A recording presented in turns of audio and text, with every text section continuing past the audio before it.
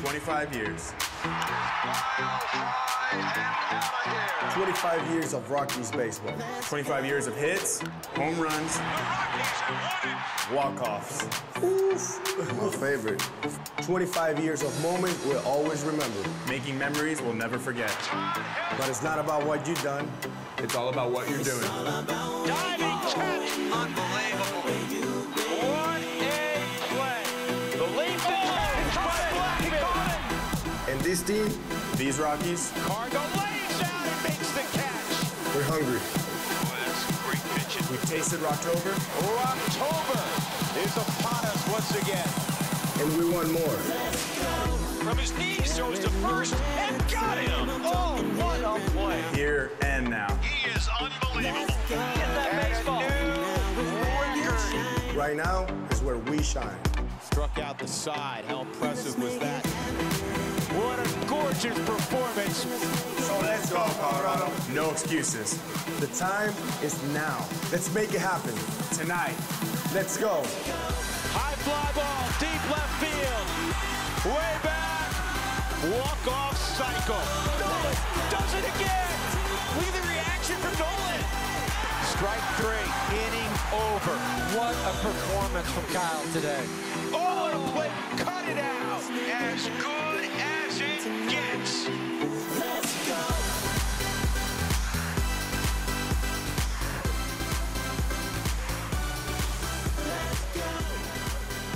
And this Rockies season opener is brought to you by Humana. And if that does not get you ready to go, I don't know what will. It's the opener for the Rockies and Diamondbacks from Chase Field, sold out naturally. The Rockies seeing their rivals since the birth of the Diamondbacks back in '98. And as the Rockies like it, they open on the road again. It's the 7th straight occasion. They'll play 4 more after this series in San Diego before everybody skips school next Friday for the home opener at Coors Field. The Rockies embrace this. They prefer to open on the road. They do, because it leads right out of spring training, the break and pitch, all of that. But after that video that Ryan Morrison put together, I need a seatbelt for my seat, because I want to hop out, and that makes me feel like I want to go out and play You're again. 25 again. Exactly. Instead of 55, I'm 25. I wish I could go back out there. The flyover with the airplanes. I mean, if that doesn't speak to baseball, I don't know what does. No, I'm telling you, everybody's flying high right now. Charlie Blackmon naturally will lead it off for Buddy Black, and here is the Southwest batting order brought to you by Southwest Airlines. Charlie Blackmon, center field. DJ LeMahieu, second base. Nolan Arenado, third base. Trevor Story, shortstop. Carlos Gonzalez, right field. Ian Desmond, first base. Gerardo Parra, left field. Chris Iannetta, catcher. Sean Gray, pitcher. Buddy Black, manager. And there's Harry Black. He's in his 2nd year as the manager of the Rockies, as you well know. And last year, the manager of the year in the National League, Torey Lovullo. And Torey is also in his 2nd year as they get together. And you normally assume that it would be Zach Greinke on opening day. Greinke had been battling the last few weeks a groin injury. It kind of slowed him down a little bit, enough that he's not starting opening day. We expect to see him in Game 3 on Saturday in this series. So it'll be Patrick Corbin starting, a kid from upstate New York near Syracuse. The Rockies are very familiar with him. He's a very talented left-hander. Well, last year for Patrick, 14-13 with a 4.03 ERA, 189 innings, not many walks, 178 strikeouts. This is his first opening day start, but he was penciled in to be the opening day starter back in 2014, but his last tune-up before that comes down with a bad elbow. That bad elbow led to Tommy John surgery. Missed that whole time. Tonight for Patrick Corbin, it is going to be fastball, slider. That's what the scouting report is on him. He will throw the slider, first pitch, do all of that, but it's a 2-pitch mix. But this young man is talented, and for Torey Lovullo to have somebody of Patrick Corbin's ilk instead of Zach Greinke is a pretty nice card to play. Absolutely, and it's one of the reasons they won 93 games last year. They have a very strong rotation. Well, Paul Goldschmidt leads the Arizona defense. Goldie, for the 3rd time in his career, captured a Gold Glove last year as he gets together with Tony Diaz. It'll be Peralta, Pollock, and Gerard Dyson in right field. That's the outfield. Dyson's a very good defender. Pollock as well. He's won a Gold Glove in his past. Lamb and Ahmed. Ahmed is one of the best shortstops defensively in the game. It'll be Ketel Marte at second base. And one of the new acquisitions for the Diamondbacks behind the plate, former Tiger Alex Avila. He's been around for a while and has tasted quite a bit of success. So Charlie, with that steely focus of his, the reigning National League batting champion at .331. He also led the National League in hits with 213. He'll step in. Of course, we didn't mention the 37 home runs and the 104 RBIs out of the top spot in the lineup. Just ridiculous stuff for Charlie. And these are numbers that a 3rd or 4th place hitter would have. But no, Charlie's doing it from the leadoff spot. We saw a little bit of it during spring training. Maybe he would hit 3rd, but once Cargo was re-signed, that went out the window, and now you got him back in his comfortable spot. So here we go. Welcome to 2018. First pitch is high, ball 1 from Patrick Corbin. And I have been that leadoff hitter to start a season. You're so amped up. It's hard to control the emotions no matter how many years you have under your belt. And, you know, for Charlie to lay off that first one that's kind of close, it's not easy to do, folks. And he takes ball 2. So a favorable count out of the gate. It's just ideal for baseball tonight. It's been the coolest Cactus League schedule that I can ever recall. Tonight is 82 degrees. In fact, early in spring training, they were battling frost in the morning. This ball's fouled off, out of play, 2-1. There was like 1 week, maybe 5 or 6 days where it got up. The temperature, the roof is open tonight. The panels are open, and we've been here, and they talk about the panels more than the roof, how that's kind of a jet stream going out because the wind comes in and then just flows out. Even though there's not much breeze tonight, it does help the flight of the baseball. Well, all the talk down here is about the addition this year of a humidor. And that's a strike, 2-2. Of course, the Rockies, since 2002, have utilized a humidor. Arizona was going to put one in last year. They had some hiccups with it, but it is in place. So all the balls, just like Coors Field, now at Chase Field, stored in a humidor. We'll see if that affects the flight of the baseball. And Corbin strikes out Blackman to begin.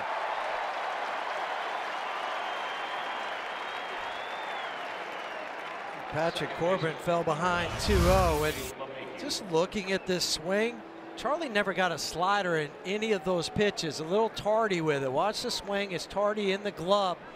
I think he was thinking in the back of his mind, he's going to try to throw that slider, work it away from me to the outer corner. So here's LeMahieu, who historically has hit Corbin very hard, including some home runs against Corbin. Of course, DJ hits everybody. That is on the outside corner. He's 14 for 37 lifetime against Patrick Corbin, including 3 home runs, and that's the most home runs he has against any opposing pitcher. Not a dramatic shift in the outfield. Pollock is shaded and somewhat considerably towards right center, but nothing like you'll see in a few days when the Rockies are at Petco Park to take on the Padres and Andy Green's team. Well, remember the game we did Tuesday against the Mariners? They had Ichiro almost in center field, and he was playing left field that day. He wasn't playing center field, left field, but they had swung over so far.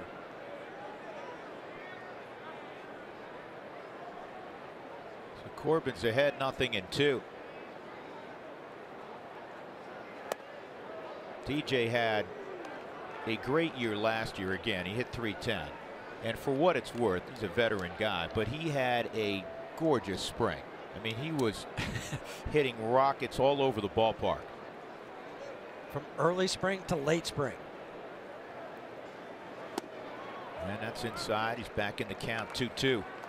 First slider of the night for Patrick Corbin, 83 miles an hour. And that's where his slider will sit. I mean, it'll kind of fluctuate. I think he's got a little adrenaline working right now, but he'll be 81 to 84 with the slider. Fastball be 92 maybe to 95. And this ball is lifted to deep left field by LeMahieu. To the wall and gone! DJ LeMahieu, he nails Corbin once again. And that is something we saw in spring training. Getting the barrel out and turning on pitches. They tried to come inside. DJ says, I've got something for that. Last year, Patrick Corbin gave up 26 home runs. 20 of them were to right-handed hitters. I was just watching that dugout. Once that ball got up, went over the fence, and I turned and glanced down at that dugout. Nothing like getting the 1-point lead in the first inning. Absolutely. And DJ thumbed his nose at the humidor also, didn't he? Yes, he did. Here's a guy who's not unfamiliar with hitting the ball over the wall. Nolan's first AB of 2018, and that fastball turned over outside. Ball 1. What a start. LeMahieu goes deep to left. He had 8 home runs last year. You never know what's in store with him. He just keeps getting better and better. 2-0. Corbin got ahead in the count quickly, and then on the Subaru Supermo, left the fastball right on the black inside. Notice how the hips kind of cleared to get that ball out of there. DJ's watching it, and then as soon as he rounded first, he saw it go over the wall. 2-0 on Nolan. And that ball's roped to left. Nolan hitting 1,000 so far in 2018. So if you're Andy Green, when you start compiling numbers from the Rockies in the opening series, what does that do to your defense? On the first at bat, DJ hits one 400 feet to left. You start to reevaluate that shift that we were referencing.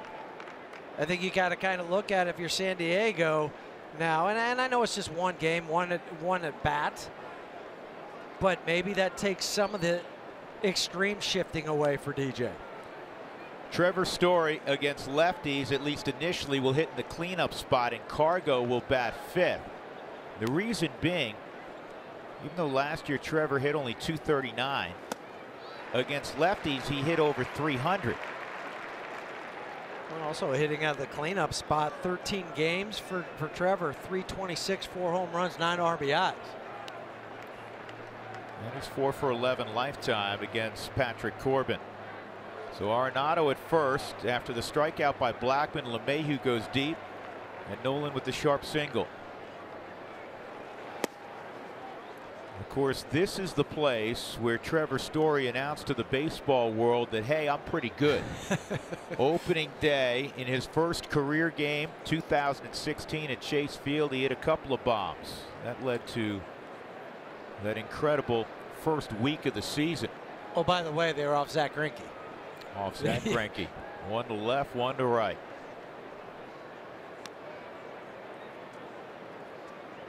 Here's the 1-1. And called strike 1 and 2. Cargo is on deck.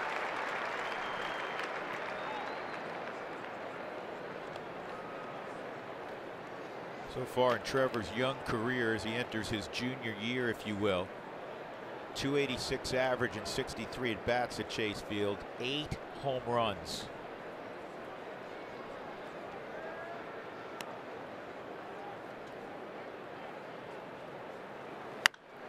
And that's going to get the dugout scattering.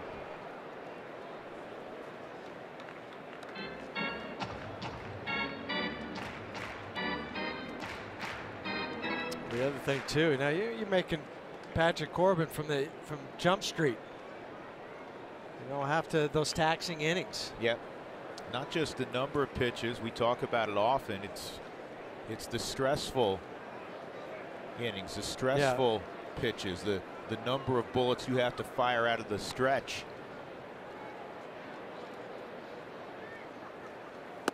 And that's strike 3.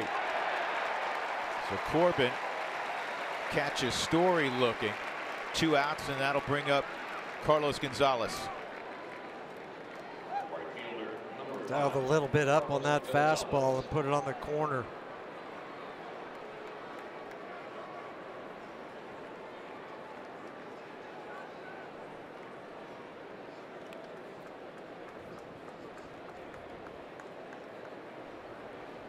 Cargo, modest success against Corbin.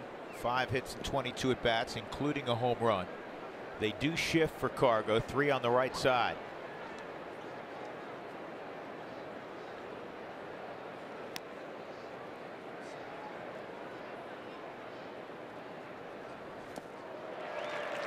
And he gets a spinner to begin. 0-1. Yesterday during the workout, I think you and I saw the longest home run during batting practice here that I could ever recall. Well, Jeff Breidish was standing with us. He hit it off the scoreboard in dead center field. And Jeff said, I don't think you can hit a baseball any better than that. No.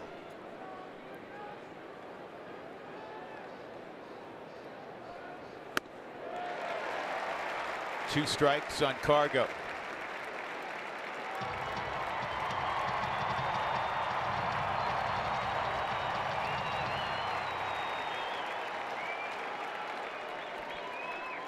A decade worth of memories in a Rockies uniform for Carlos Gonzalez, and seeing him in a Rockies uniform, it just means everything's right.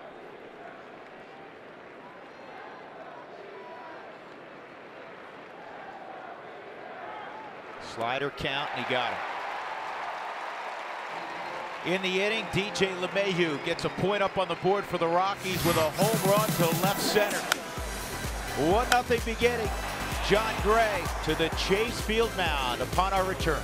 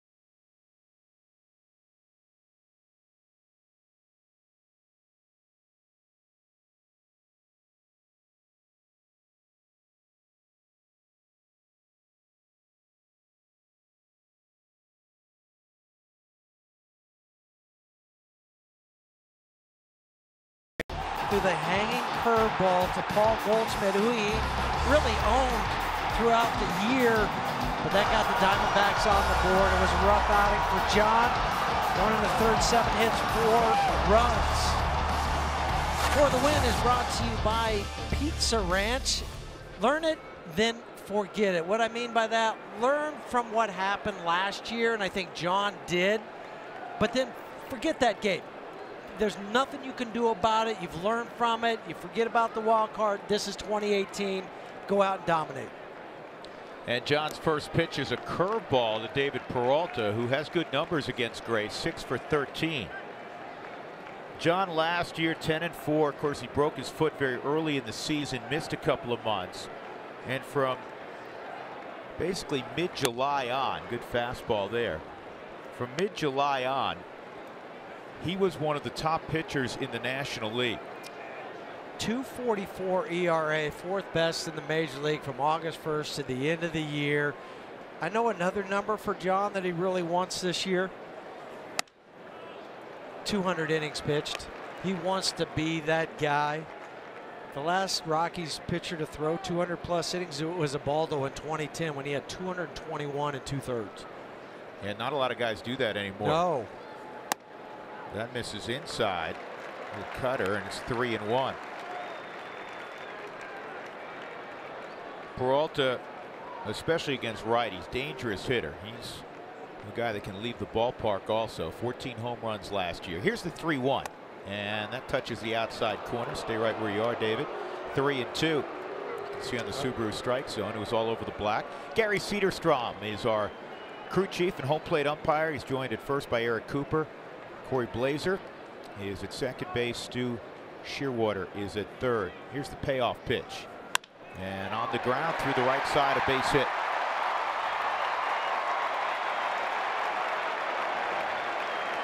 Let's take a look at the rest of the Southwest batting order for Arizona on opening day 2018. A.J. Pollock is healthy again, and he'll bat in the 2 spot. Paul Goldschmidt, Mr. America. He is the face of this franchise, and deservedly so. Then Jake Lamb, he had 30 home runs last year. Ketel Marte, not a typical 5-hole hitter. Alex Avila, Nick Ahmed, Gerard Dyson, the former Royal. Last year he was with Seattle. And then, of course, Patrick Corbin. Here's Pollock.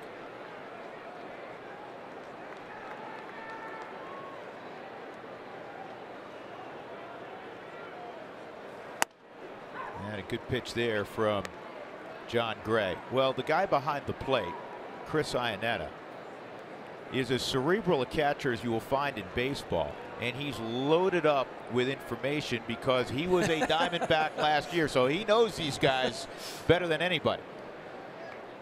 Well, that helps when you're going through these scouting reports with the pitchers. Sets up off the plate away, and that is a dirty slider. Back-to-back sliders for John. At 90. Well, and that's especially when you're facing the Diamondbacks. Somebody you see, how many times you face them in spring training? 6, 7 times. You kind of know them like you know your own team. But for Chris, not only is he able to work with the pitchers, he's also talking to those hitters when he was with the Diamondbacks, saying, okay, you know, how do you handle this pitch? So he has all that information and then some when he's going behind the plate. Here's the 0-2, and that's left up right in the middle of the plate, and it's lined to left. That was not a good slider there. And immediately Arizona has 2 men on and nobody out. That's so important. You know, we could talk all about, you know, John moving on from last October, but you want to have early success also. You do, and this is a bad pitch. It's an 0-2 slider that catches too much of the plate. It stayed flat. I mean, 0-2 are the ones you go ahead and bury it down there. And now Goldschmidt, and you referenced this a moment ago. He hit the 3-run home run in the first inning in the wild card game. He was 0 for 11 against Gray during the regular season.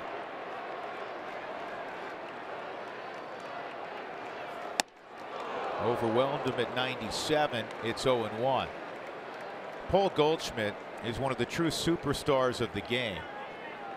Goldschmidt entered that wild card game 0 for his previous 17. And of course, he got Arizona going with the 3-run home run. Rockies valiantly came back a couple of times.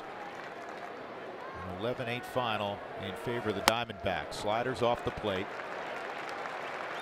And I thought what they did last year to Paul towards the end is they really just went everything at him. They gave him the hard fastball, something real soft. They pitched him inside just when you thought, okay, he's looking in, they pitched him away. So I thought the pitch sequence to him last year was remarkable.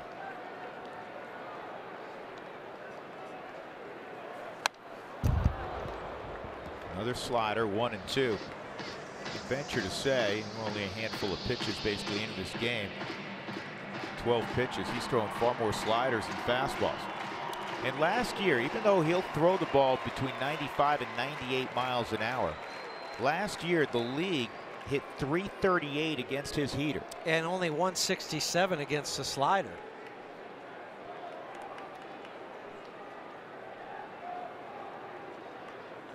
Two on, nobody out. Rockies up 1-0, bottom of 1.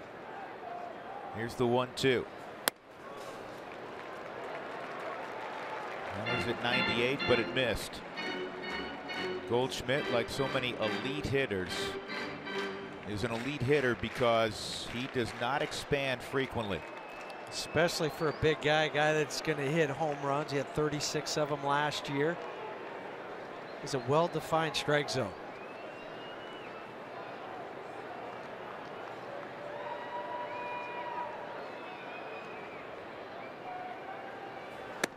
And he didn't bite at that slider. In tonight's game, you have the guys that finished 3rd, 4th, and 5th in the MVP all in this game. Goldschmidt finished 3rd, Nolan finished 4th, and Chuck Nasty finished 5th. And you can make a case for those 3 guys in goal could have been 1, 2, and 3 in not in any particular order. Yep. 3-2. Runners stay put, and now the bases are loaded.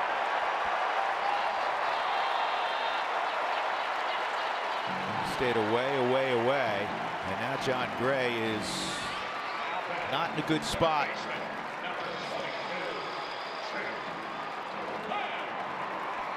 After all the feel good with DJ's home run in the top of the 1st inning, now you're sitting here, bases loaded, nobody out for John.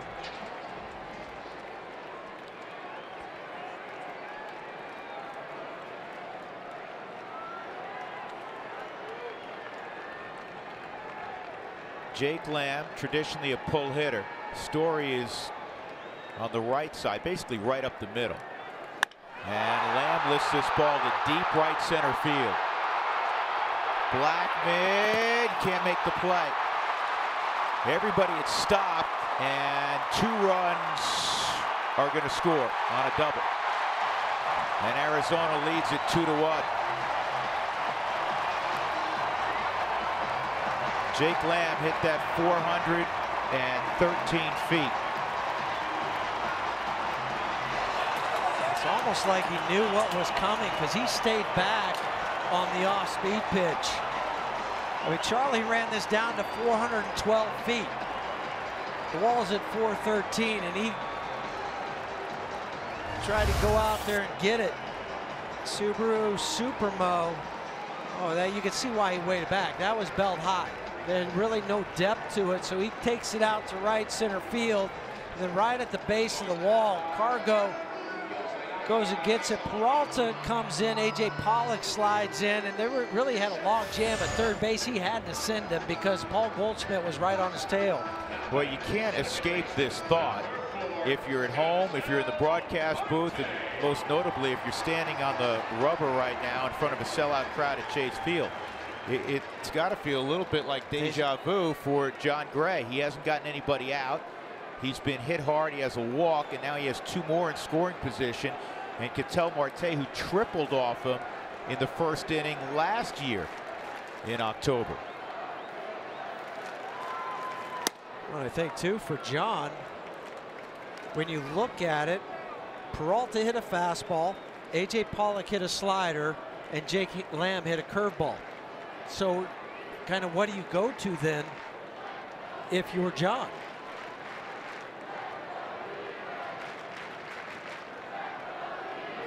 He goes fastball again, and that hacked off fastball at 97 produces an 0-2 count. Perfect location on the Subaru strike zone. I would go back out there again. Let him throw that 97, 98. Well, he got ahead of Pollock 0-2 and then left one in the middle of the plate. He got ahead of Goldschmidt 1-2, and then everything was off the plate, could not induce a swing. And he goes with a slider down 1-2. This is ideally where, if you're John, who strikes out better than a hitter an inning a year ago, you can get some strikeouts and minimize the damage that's already been done.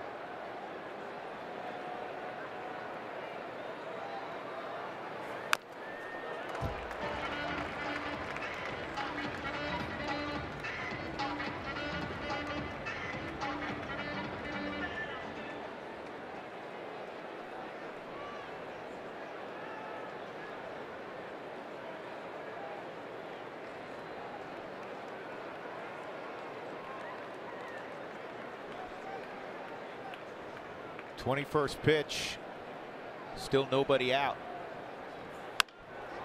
To third, 1 gone. Well, that's the right guy to hit it to. Yeah, that's right. You know, you teach, and you were a terrific infielder for more than a decade in the big leagues, and you've taught a lot of kids as an instructor in the Cubs organization and just kids, period. And you hold the runner, throw to first. He runs at the runner for half a second. He does some stuff that you just don't see. No, and he made Paul Goldschmidt feel like he was on ice skates because he was stumbling all over the place. Oh, is he really going to come over here? So he was back at the bag when he made the throw, when Nolan made the throw to first. Now, more typically with one out, you'll get the contact play. Yes. Here, which means that Goldschmidt off the bat will be moving. Alex Avila, his first Arizona Diamondback AB.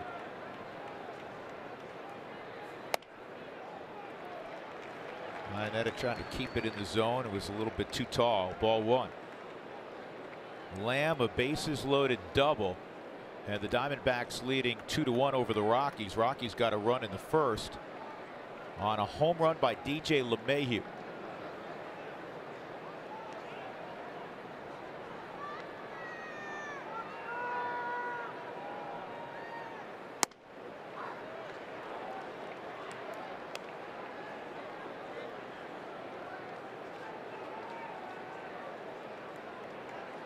The inning was interesting to begin. The first pitch that he threw was a slider to begin the season.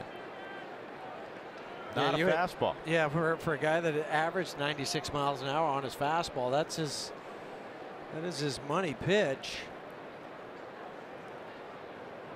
Well, you know, the average again, and we referenced it, 338 against his fastball last year. Swing and miss pitch, you know, is the slider, but the fastball has to be the money pitch eventually. Yeah, and especially your very first pitch of a new season.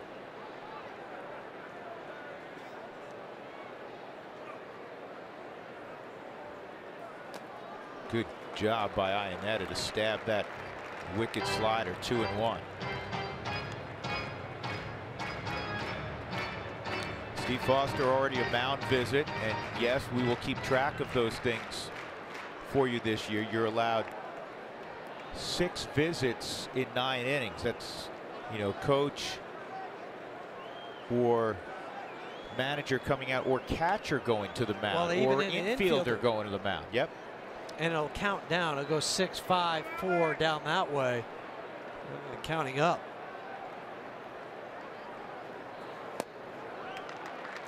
There's a curveball, and that's low. 3-1. Good action on that curveball, but that's kind of more of a plus count. 0-2-1-2 curveball, looking for a swing and a miss. He was trying to get back in the count at 2-1. He's just hoping he would get Avila to be aggressive, trying to hunt the fastball. Shift on, 3-1, and on the ground to first, and Desmond will flip to Gray. 2 outs, a run scores, and it's 3-1 as Goldschmidt will get high fives and handshakes going to the dugout. Avila with the ribby. Let's take a look at the Rockies defensively. Outstanding a year ago. Gold Glovers at third and second. First infielder in Major League history, Nolan Arenado, in his first 5 years to capture a Gold Glove in each season. DJ had another Gold Glove. Parra, Blackman, Gonzalez, strong outfield. Story played Gold Glove caliber defense last year. And Ian Desmond, a wonderful athlete. He's moving from the outfield to the infield. Last year, more than 20 starts at first base. Ahmed swings and misses. You got to put this thing down right here. You have to. It's been bad enough. You got to. You got to get Ahmed.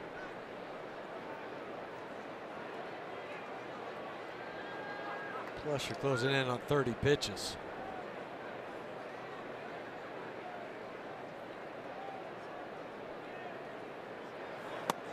That's a strike at the knees. That had a little bit of movement on it. You know, when we talk about 96, 97, hitters will tell you, you were a hitter for a long time, the most important element is movement going through that strike zone across the plate.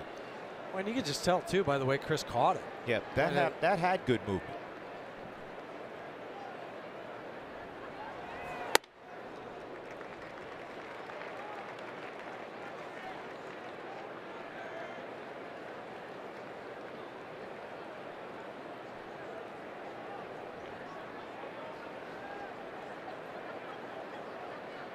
1-2, runner at third in Jake Lamb. Got him on a slider. A rough first inning for John Gray. And the Diamondbacks counter the Rockies 1 in the top of the first with 3 of their own in the bottom of the first.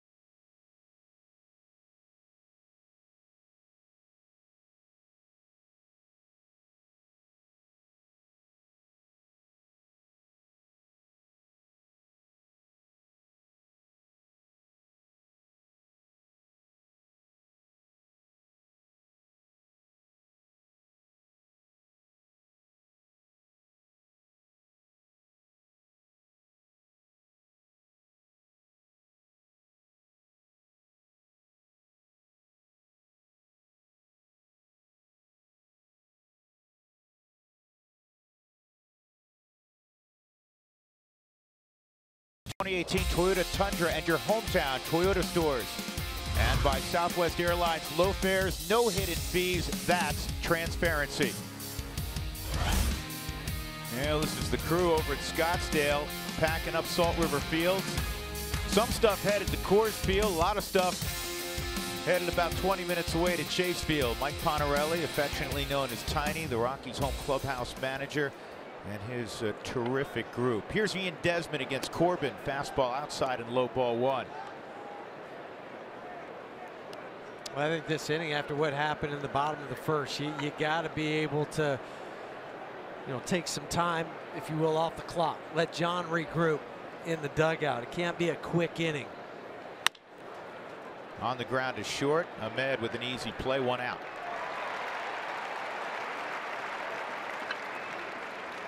That'll bring up the erstwhile Arizona Diamondback, Gerardo Parra.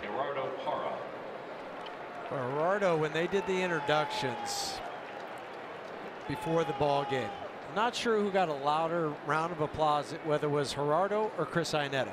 I mean, the Diamondbacks fans remember what these guys did in a D-backs uniform, and there was a lot of cheers and applause. I'll tell you a funny story. I'm walking into the ballpark this afternoon, and I was with one of my boys, and he pointed out in front of me, guy's wearing a Parra Diamondback jersey. So I tapped him on the shoulder. I said, "Who you rooting for tonight?" And he's like, "What do you mean? I'm rooting for the Diamondbacks." I said, "No, I was confused." I said, "You got one of our guys' jerseys on." He goes, "Oh, they're expensive. I can't just throw them away." 1-0 on Gerardo. And back up the middle, a bullet, a base hit. 1 out base runner for the Rockies in front of Chris Iannetta. Well, Gerardo also dyed his hair yesterday. I don't know who has more gray hair now, Gerardo or Buddy Black. Catcher number 22, Chris Iannetta. He was showing everybody his hair. It's distinguished. It is. Well, last year for the wild card game, he dyed it purple. He has fun, and everybody around him has fun. I think when he stops having fun playing, he'll stop playing. Yep. Now look, you see Goldschmidt's laughing. Tony Diaz has a smile on his face.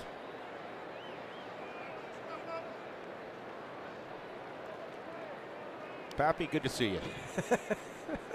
Look at even Goldie can't help but laugh. Yeah. So here's Iannetta. Round 2 with the Rockies.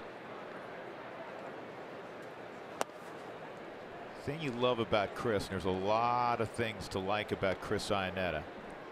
Good leader, outstanding catcher defensively. He can hit the ball from here to Goodyear, but he walks also. Well, we saw it when he first came up in 2006 with the Rockies. 411 career starts in a Rockies uniform for Chris. That's the most in their history for a catcher. Got a good pass off at that pitch. It's 1-1.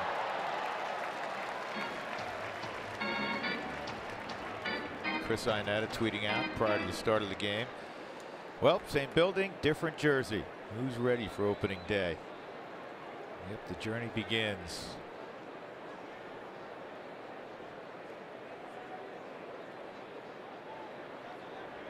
Rockies were really aggressive in spring training, running the bases. Not really a situation here with the lefty to run with Parra, but just something to file away. Well, it goes back to the scouting reports for advanced scouts. Saw what they did in spring training. I think it also too, it's a little bit more about going first to third, trying to take that extra base. Ball in the dirt, advancing. 1-2. Good job by Arenado to keep the bat alive. I was chatting with him around the cage a little bit. You and I were that he's facing a guy he caught a bunch last year. He knows him well. Then it really, truly becomes a mind game. Who's in whose mind?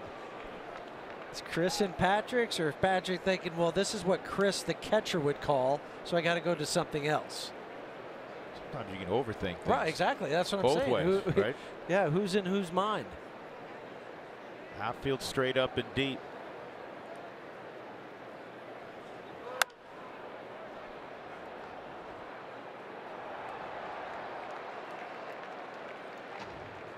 I always said this about Chris when he came up with the Rockies. Former star at the University of North Carolina, native of Providence, Rhode Island. This dude's built like a catcher. You don't, if you meet Chris Arenado, you don't ask him what sport he plays. You don't ask him what position he plays. You just know he's a catcher. He's got the widest back in the game. The prototype. Yeah. Just say, okay, here it is. 6 foot 230.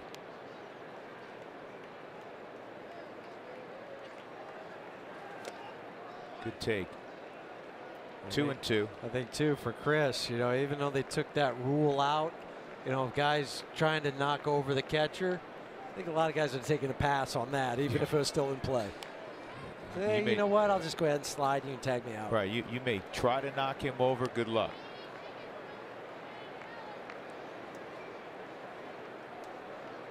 Two and two, one out. Parra at first. Gray's on deck.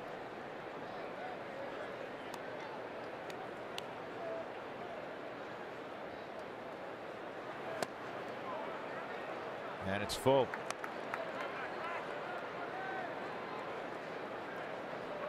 Sometimes a running count with a full count. Not here, though. Not with your 8-hole hitter up and 1 out, and not with a guy that does strike out in Arenado. Yeah, because worst case, he strikes out. You don't want to throw him out and have the pitcher lead off next inning. Absolutely not.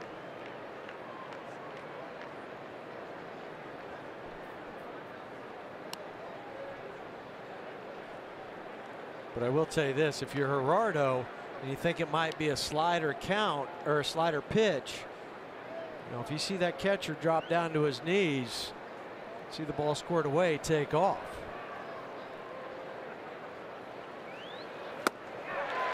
Well, he got him with a slider, 2 outs. That's the 4th strikeout for Corbin. Folks, if the Rockies score 7 runs tonight or any night or more, go to participating Colorado Taco Bell locations the next day between 4 and 6 to get your Rockies taco special. Liv Moss at Taco Bell back again for 2018. We appreciate that.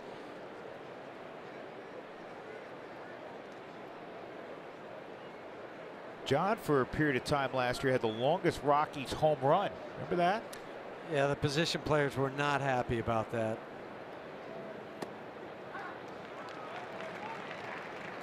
He hit one to dead center field at Coors Field, and if memory serves me Accurately, it was 467. And then who? Mark Reynolds, I think. Oh, yes, that's what hit one a little further within a week. And that was well into the season, though. He got locked up there. It's 0-2.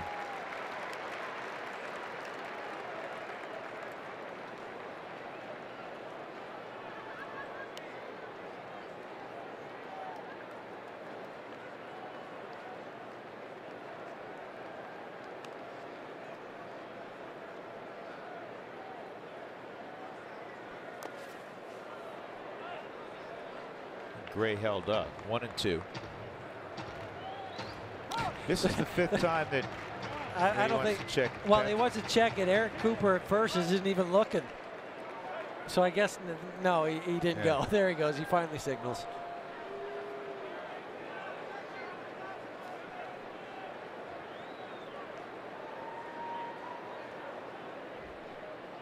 There's no way you're going to get a change on that. That came like a minute and a half later. No, but I think what they might be saying, did this hit John's foot?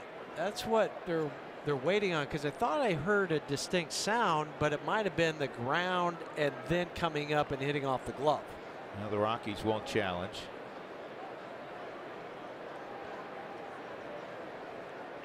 Parra continues to entertain Goldschmidt at first.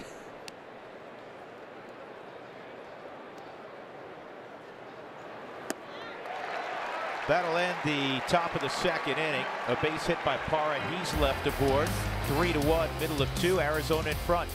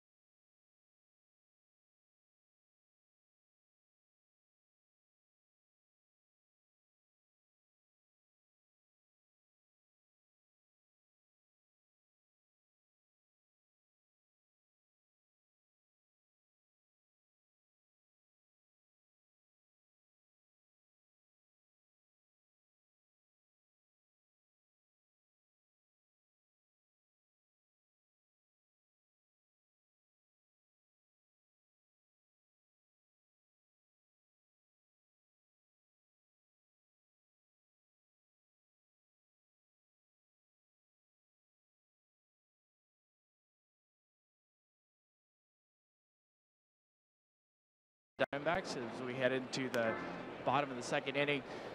Opening day brings butterflies to every single player that's ever played this game, but more importantly, for guys that have never experienced opening day, today is very special. Ryan McMahon explains. It's like the first day of school in kindergarten when you're like really excited to start school again. But I mean, it's awesome, man. I woke up, I couldn't sleep last night. Woke up at like 6:30 this morning, just excited, and I've been wired since 6:30 this morning. So. When you look at the time service for Pat Valleca, Ryan McMahon, and Mike Tauchman, you can see obviously not a lot of games between the 3 of them, but they've all been drafted together. They've all come up together. Mike Tauchman said today, enjoying opening day with the 3 of them. It's the cherry on top. Guys, I'm pretty sure you remember your very first opening game. I do. I mean, it was 1986 in the minor leagues. It was my first one for professional baseball in Burlington, Iowa. But then in the big leagues, opened up in Toronto one year when I was with the Rangers. But I know Spilly was excited this morning too, because I don't know what time he started texting me this morning.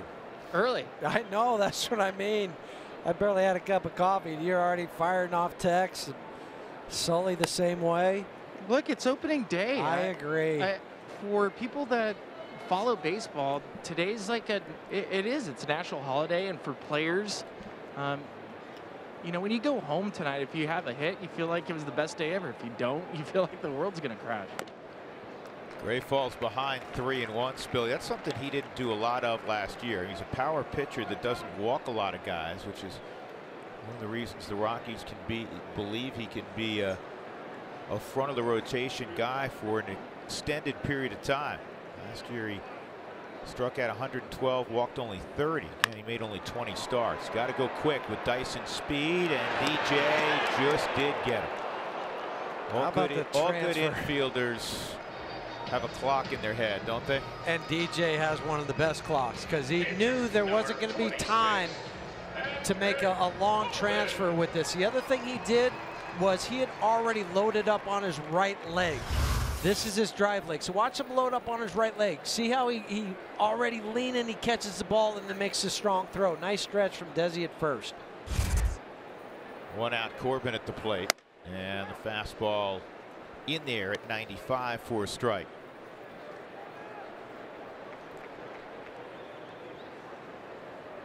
It's the first time since 1968 that every team is playing or scheduled to play on opening day. And with the implementation of the new collective bargaining agreement, 4 extra days off. That's why we're starting so early, March the 29th. There were a couple of rainouts today, so when you wake up and check the box scores tomorrow morning, or you check them late tonight. See the Giants behind Ty Block beat the Dodgers 1-0 at Dodger Stadium. Ty Block out of Regis High School. Yeah, Ty Block 1-0. Clayton Kershaw 0-1. Kershaw gave up a home run left on left to Joe Panic, and that was it. Corbin 2 hops, maybe 3. DJ takes care of Corbin, 2 outs, nobody on, and that'll bring up Peralta, who started the rally in the bottom of the first for Arizona with a base hit through the right side.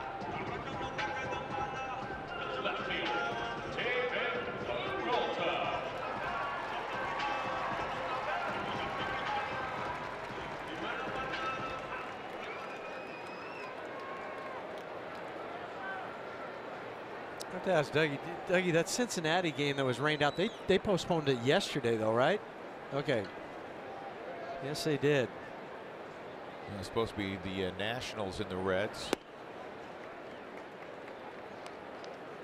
Maybe they were hoping that they would flip Scherzer and not pitch him. Probably not. By the way, first pitch to Peralta to start the game, breaking ball, slider right there. With 2 outs and nobody on. He comes back with a fastball for a strike, so it's 1-1. Subaru strike zone. You can see it got the black. Pirates in Detroit also rained out. And this is on the ground. DJ busy and effective. Hand him a Gold Glove. Much better inning for John Gray in the second. We'll go to the third. We'll see the top of the Rockies order. They trail 3-1.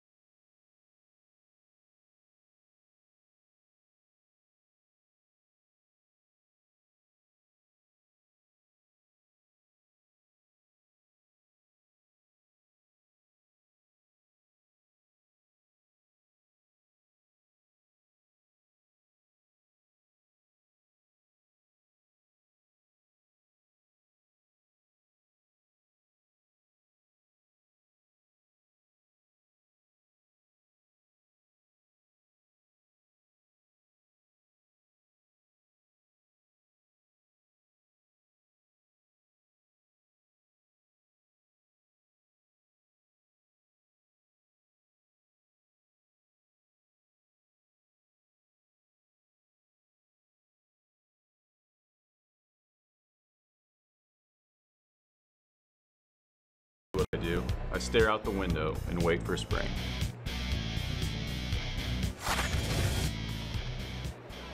I love that line. I wish I had the baseball card still.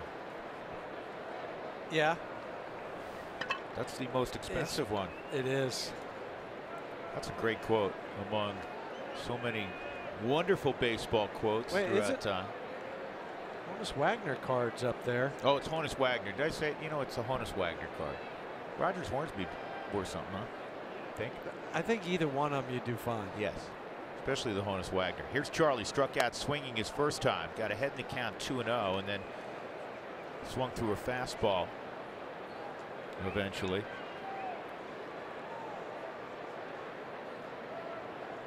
LeMahieu and Arenado to follow.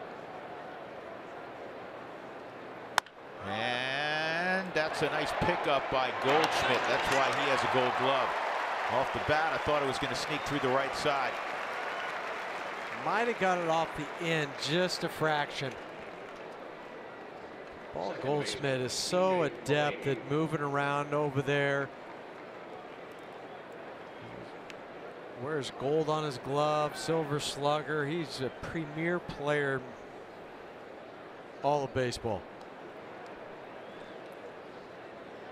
And he's one of the biggest bargains in all of baseball. Yes.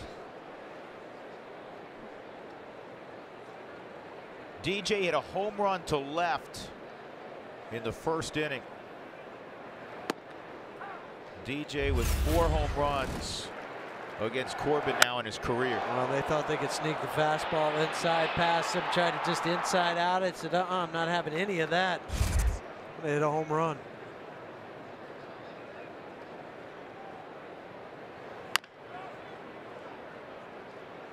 A little work for Stu Cole at third. 2 strikes. And you talked about DJ maybe pulling the ball a little bit more. He still has that patented right center field, right field swing. But I think he picks and chooses his spots when he might look inside now. Well, this is what happened in his first at bat. He fell behind 0-2 before eventually hitting the home run.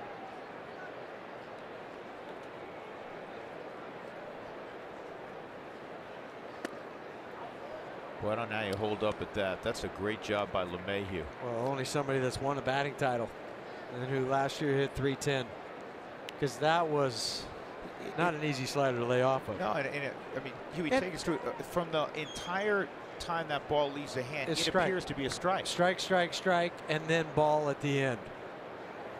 I mean, if you're Patrick Corbin, you couldn't have made that pitch any better than what he did. DJ just happened to lay off it. I mean, that's the 3rd pitch on the Subaru strike zone that he was able to lay off, but it was in that strike zone up until the last probably 10, 11 feet. Corbin's been around, but he's still just 28 years of age. Got an All-Star back in 2013. And now it's full 3-2. So the 4 home runs against Corbin out of 35 DJ's hit in his career, that represents more than 11% of his total.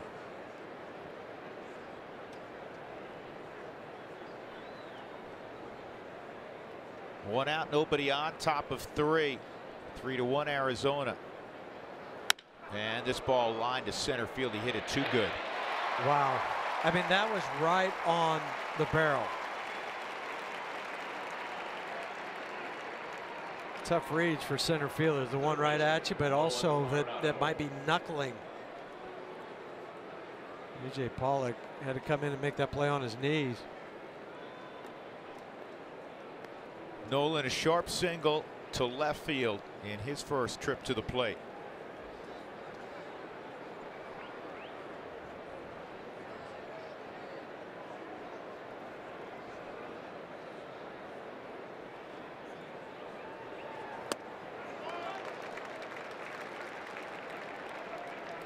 Here's a nice little stat for you. You go back the last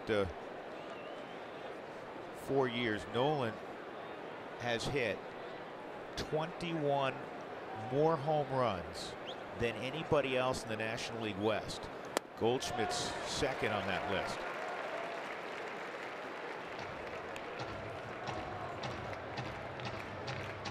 a lot of good pitchers in the National League West, too. Think about some of the pitchers that you have to face.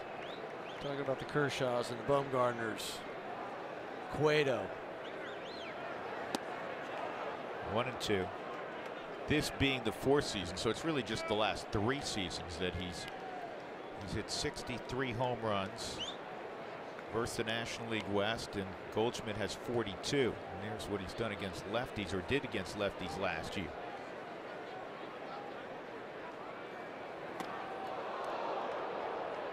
Two and two.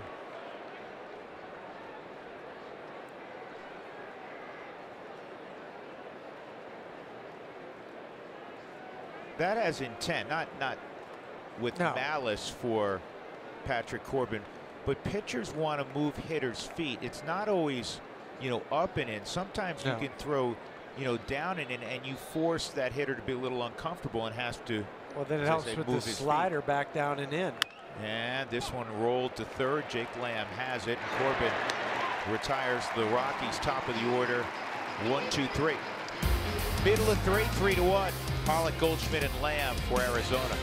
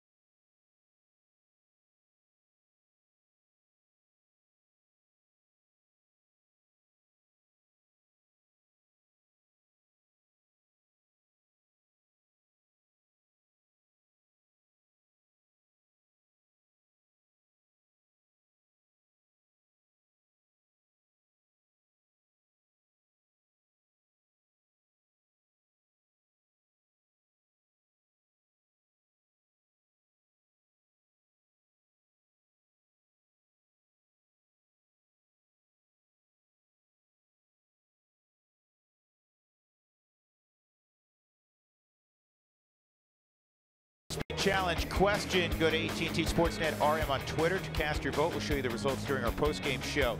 Who's the Rockies' biggest threat in the National League West this year?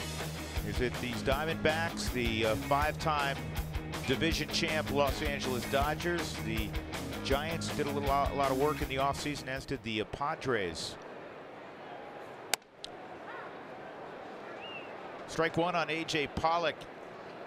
Pollock fell behind 0-2 in the first inning, and then a slider left really in the heart of the plate became more of a BP fastball. It's just kind of spinning up there, and Pollock lined it to left for a base hit and was in front of a Peralta single. I still think that might have been that pitch for that whole inning. Kind of set it up. You're 0-2. You throw it. You throw another good slider. You strike him out. Maybe he rolls it. I don't know how the rest of that inning plays out, but that one really hurt. Yeah, I think you're absolutely right. You know, if you point to one pitch that maybe could have turned the inning a different way. Because who knows? Maybe Jake Lamb doesn't even come up to hit that. I don't know. I'm just looking at that as an 0-2 pitch, because Lamb hit the first pitch that he saw. Yep. The slider's been good for the most part. That particular pitch we're discussing obviously was not. The one he just pitched to Pollock there, 1-1, was a dandy. Here's the 1-2. Fouls off 97 up in the zone.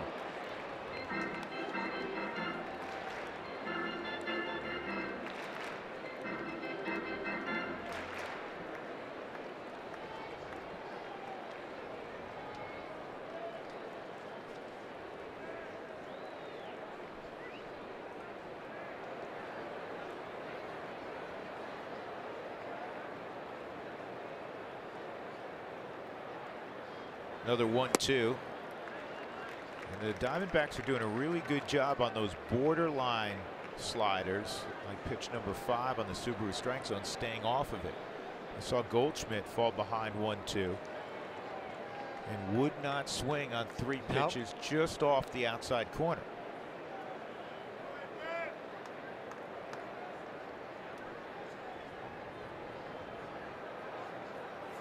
And that's a good pitch. And John Gray didn't want to show up Gary Cedarstrom, but he thought he had the strikeout. Well, according to the Subaru strike zone, that's pitch number 6. That caught the corner. And we got a couple of knuckleheads running on the field. That's actually just one. The other guys now are security.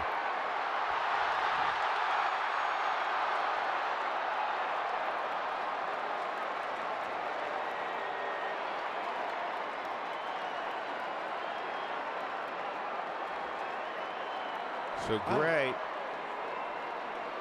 have to wait for a moment before firing that 3-2 pitch.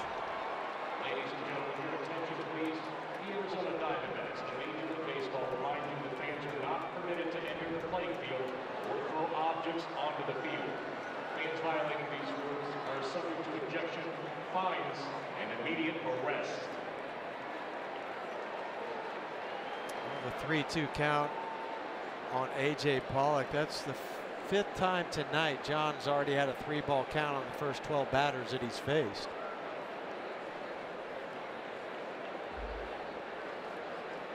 Now, repeat, when John's rolling, he doesn't walk a lot of guys. No. He doesn't have a lot of only 30 walks last year in 3-ball counts. 110 and a third inning.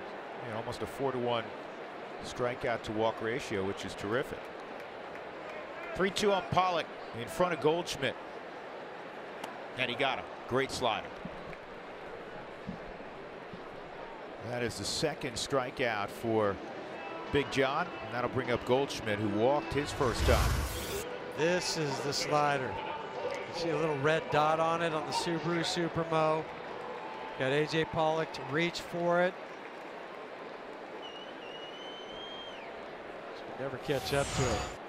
Notice what John's doing right now, Drew? He's going out of the stretch. I just noticed that.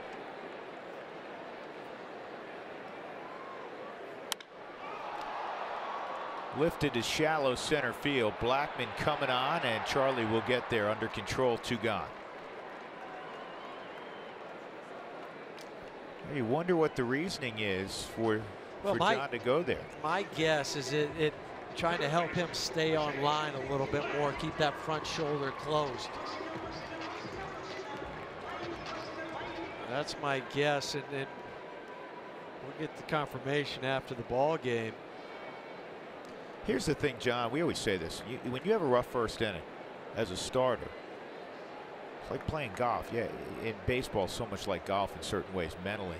You have to put things behind you. John Gray can still have a very strong outing in this game. He can have a winning outing.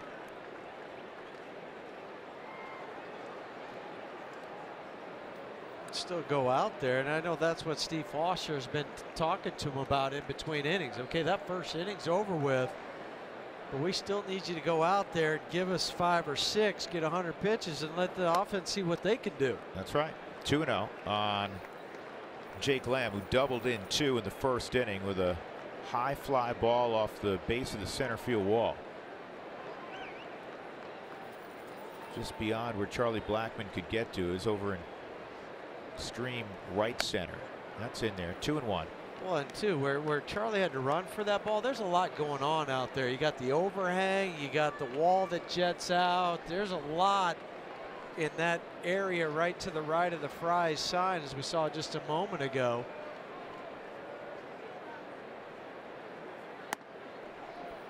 Three and 1. You make a wonderful observation, because if you remember Charlie's body language, he got very close to it, and then he kind of, you know, hunkered down for a second. And the reason was not that he was worried about the wall, it's the overhang at that spot, kind of just above where the Fry's sign is.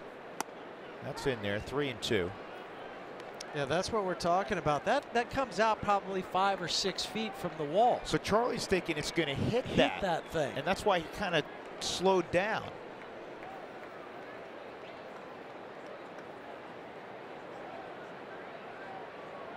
3-2. And pulled to first. Nice glove work by Desmond. That's a good inning. That's now 8 in a row retired by John Gray. We'll go to the fourth. 3-1 Arizona. Trevor Story first up for Colorado.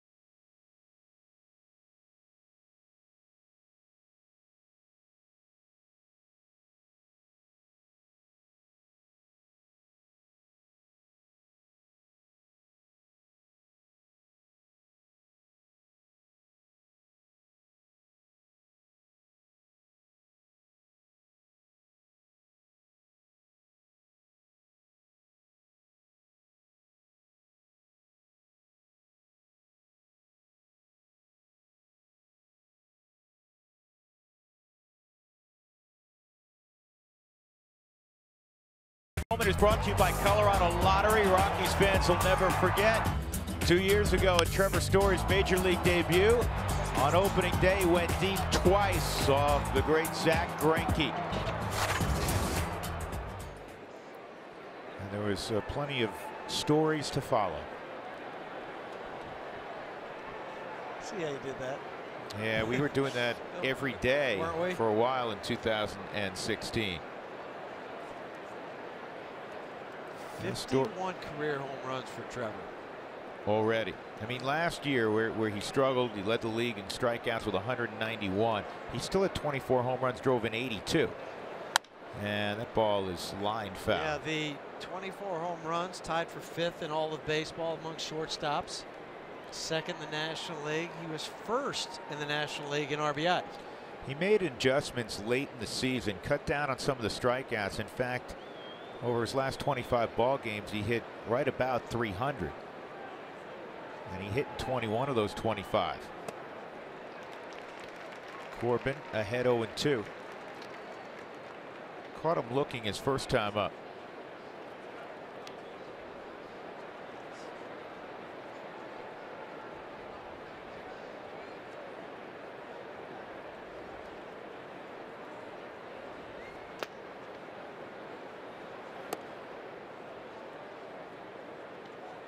One and two.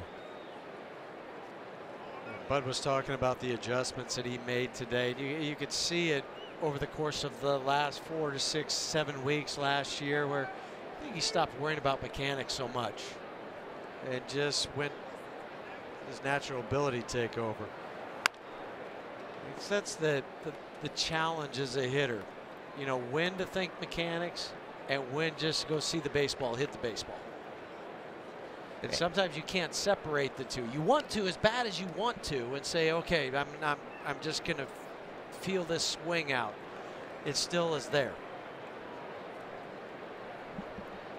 And he carried that over into March. He had a very strong spring. 1-2. 2-2. And for me, and you and I have had so many of these discussions through the years, you know, no 2 months can lie like March and September. And I think for some players, what they do in March is completely irrelevant. For some, it has a degree of relevancy. You know, and for others, you know, trying to battle and make a team, it's profoundly important. But Trevor's still a very young player. I think that's the thing we forget. And that's a base hit to right. That's a really strong AB. Yeah, that's the one he did last year, the last month and a half. Well, a lead single for Story in front of Cargo. And let's talk about a guy who's no longer a young player, but he's young in the broadcast business, and that's our Ryan Spilborn. Spilly. Yeah, we're talking about Trevor Story, 2 home runs on his opening day. But there is another player, Vinny Castilla. It is the 20th anniversary of the Arizona Diamondbacks, and who better to break in Bank One Ballpark than Vinny Castilla, hitting the first home run ever. And then he followed up with one later on in the game. So 2 home runs on opening day here at the bank for Vinny Castilla. He told me he hit another home run a day later. A line drive to left field that he told the wall to heads up and duck, and it did. Corbin still got the out at second. That was a kind of a risky move, but he fired it to Ahmed, who made like a first baseman. So Story is forced at second. 1 out, and that'll bring up Desmond. That was an athletic play from Patrick Corbin. A lot of pitchers just say, well, I've had to run this far, I'm just going to get the out. But he comes in, gets it on the hop. And then Nick Ahmed, as you said, Drew, is the first baseman, where he has his foot on the bag on the Subaru Supermo. Strong throw, and then a good stretch from Ahmed. If he waits for that and lets it travel to him, I think Trevor might be safe. Corbin was a finalist for a Gold Glove last year on the mound. He was an outstanding basketball player in high school.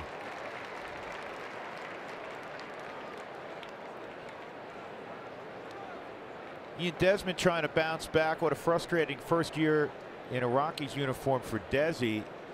This is a guy that's always been more of an Iron Man. He's never been on the disabled list. Last year he got hit by a pitch in spring training, so he missed a month with a broken wrist, and then he had 2 calf injuries. 3 stints on the DL for Desmond last year. Well, remember, one of those calf injuries came playing left field here in Arizona at Chase Field. He kind of came in, stumbled just a little bit. The calf locked up on him.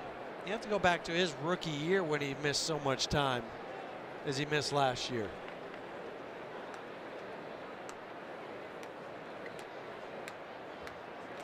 Cargo at first with 1 out. 2 strikes on Desmond.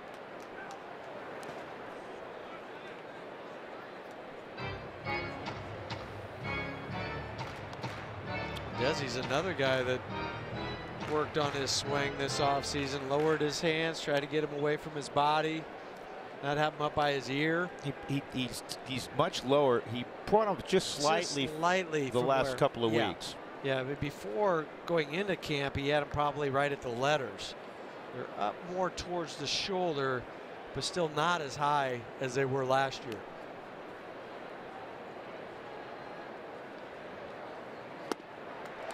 Two outs, and that is strikeout number 6 for Corbin. That'll bring up Parra. Fans, join in on the conversation. Send us your thoughts, your questions, comments. Use Twitter or Instagram and include the hashtag Toyota Talk.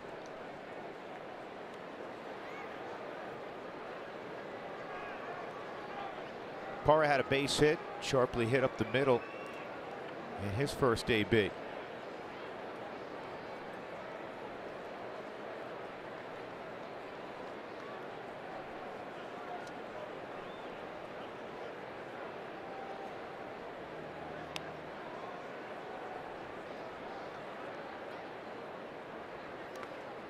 Corbin historically has pitched well against the Rockies in Phoenix.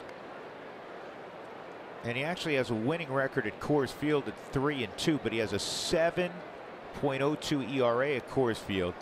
He's 4-1 here at Chase Field with a 297, or excuse me, a 277. Yeah, coming into the game, he had 52 innings pitched here, 48 strikeouts, only 7 walks against the Rockies at Chase.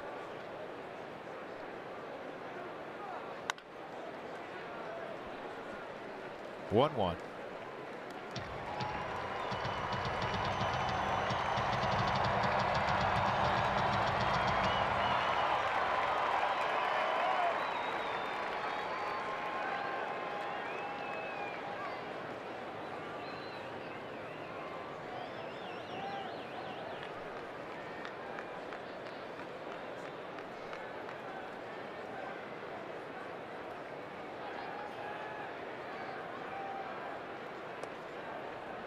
Ooh, Avila almost boxed that. 2-1. It's almost like he was expecting something else other than the fastball.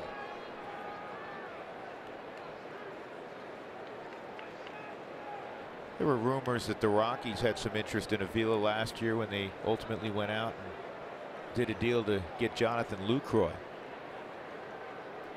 And Alex ended up going to the Cubs.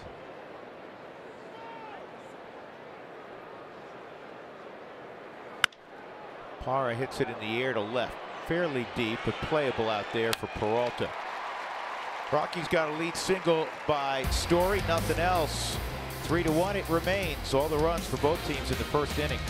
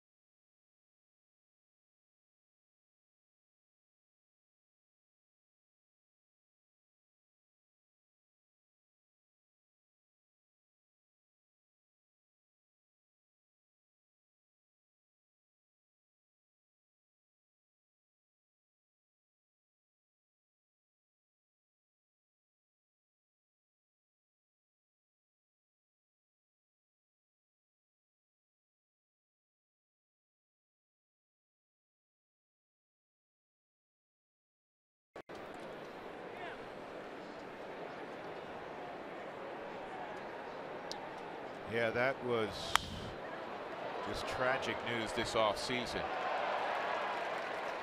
with Roy Halladay's passing. I saw in the last couple of weeks his 17-year-old son, looks like a very accomplished pitcher in his own right, was throwing in Toronto.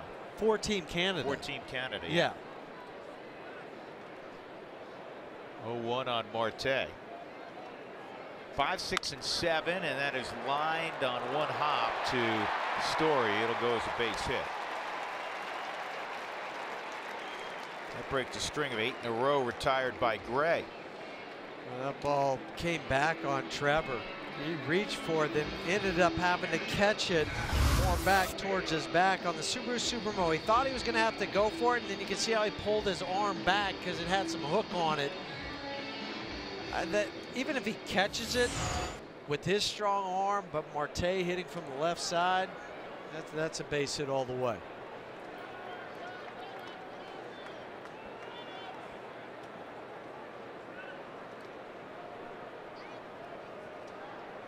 Here's Alex Avila.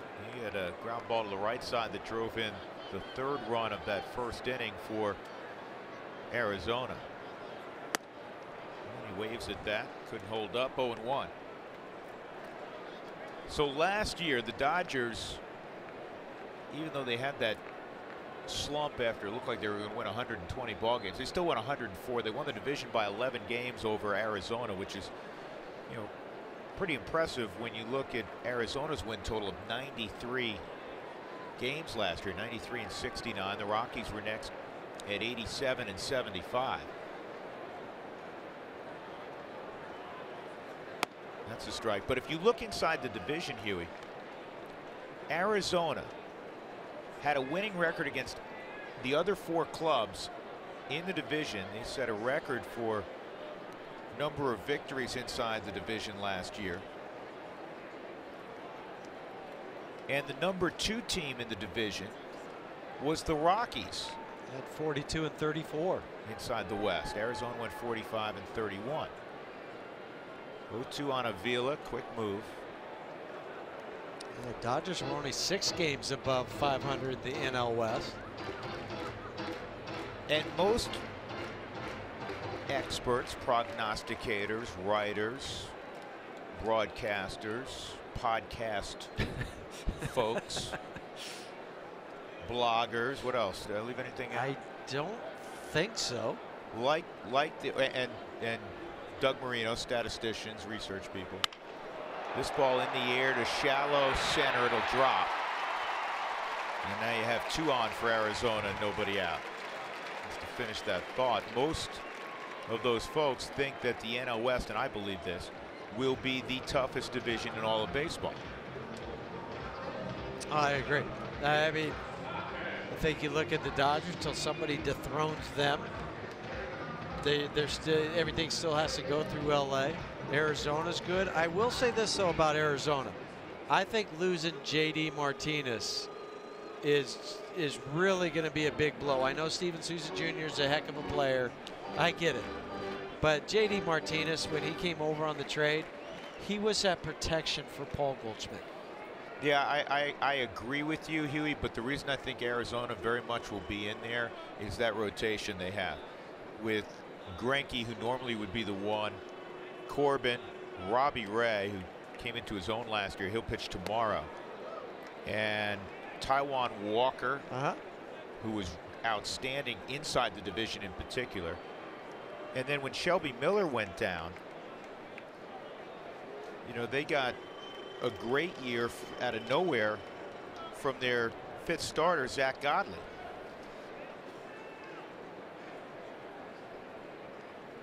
As we always pontificate about, it's all about pitching. That's a strike. 0-2 on Ahmed. And their team ERA last year was second best to the Dodgers. And that's why they were a +24 wins over last year from the year before. Why Torey Lovullo was the manager of the year.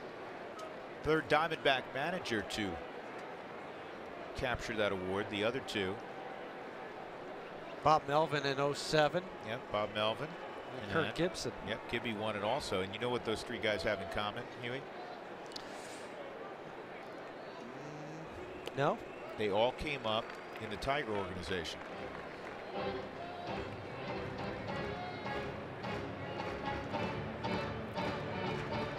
Or wasn't it Torey Lovullo who Sparky Anderson said that, you know, he's going to be the next great player? You have to get that quote. I don't remember that. I think it was maybe in like 88 or 89-ish, Doug. If you could look that up for me, please. 1-2 on Nick Ahmed. Missed. 2-2. I thought you were smiling when I asked you that question. The 3 things they had in common. I thought you were going to go with the old Cliff Clavin line. 3 people who've never been in my kitchen. That was the first thing that popped up. The second thing was maybe the Detroit Tigers.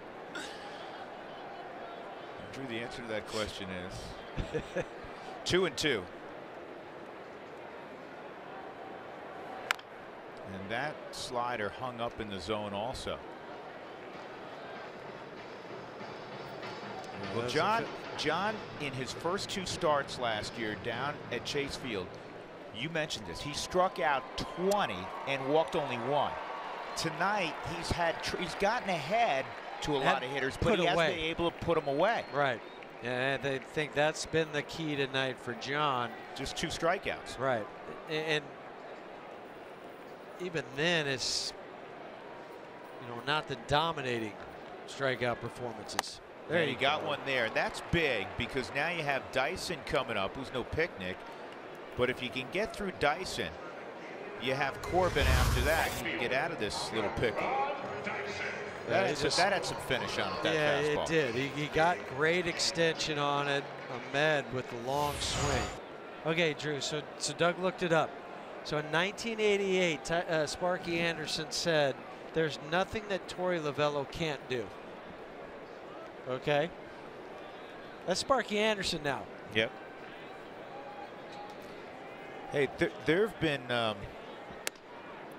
some high expectations and grandiose statements attached to a lot of players. Our good friend and the manager of the Pittsburgh Pirates, Clint Hurdle, former manager obviously of the Rockies. I mean, he was going to be another can't miss guy, and you know, Clint's very self-effacing about his big league career, which, you know, he hung around for a while but never became that guy that adorned the cover of Sports Illustrated. Parra's there. Well, good job too by John Gray, because Trevor went out, Nolan went out, DJ had to stay at second base. So John Gray, rather than just kind of stay there and watch he went over to cover third. Yep. Always somewhere to go on a diamond. So he's getting some help also from Chris Inetta, saying you got to go cover third. You know, his first instinct is right you know, he knew he had to move somewhere, and Chris is the only guy, the catcher's the only guy watching everything else. He's faced the other direction, and he's the traffic cop. So Corbin with 2 outs, Marte at second, Avila at first. Good athlete, though. You can't go to sleep on this guy. That's a strike stolen by Iannetta. Did a good job framing a year ago. He has throughout his career. Well, that's been Chris's bread and butter. When he first came up, he could always frame, could call a game. Not lost that skill.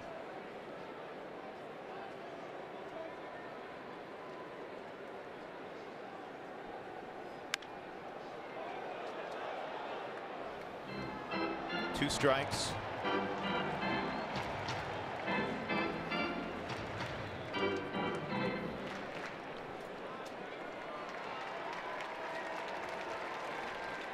The Rockies shallow up in the outfield, move a little bit toward the off gap. Lead singles by Marte and Avila.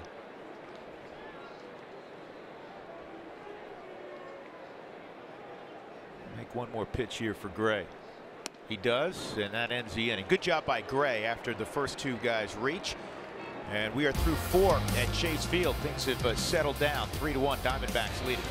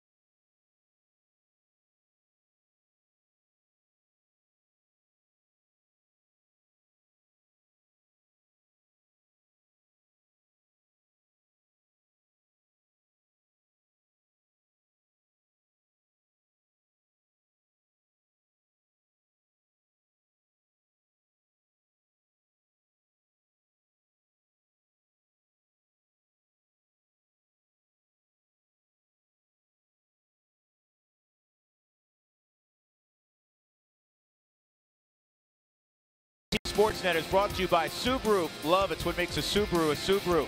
By UC Health, live extraordinary. And by Wells Fargo. Wells Fargo customers get your 2-for-1 Rockies club level tickets by visiting wellsfargo.com/Rockies. 3-1 Arizona leading at Chase Field opening day, or evening in this case, 2018. The Rockies lone run, a DJ LeMahieu first inning home run. We are so glad you're with us this night, and I'm sure every night this year, with my close friend Jeff Houston. I'm Drew Goodman, and Your thoughts so far? Well, my thoughts are there was a lot of fireworks prior to the game, and then there was a lot of fireworks in the first inning. I think it's settled down. I think both pitchers have kind of gotten into a little rhythm since then. I think John's starting to throw the ball much better than he did that first inning. But you got to find a way to solve Patrick Corbin now, because he's found his rhythm as well. Yeah, his slider, as it typically is, has been very good. And for the Rockies, it'll be Chris Iannetta, then Gray, and the top of the order, Charlie Blackmon against Corbin. Rockies have 4 hits against Corbin. The LeMahieu home run, that was followed up by an Arenado sharp single in the first. Rockies couldn't get anything else that inning. Parra has a base hit, and also Story a base hit.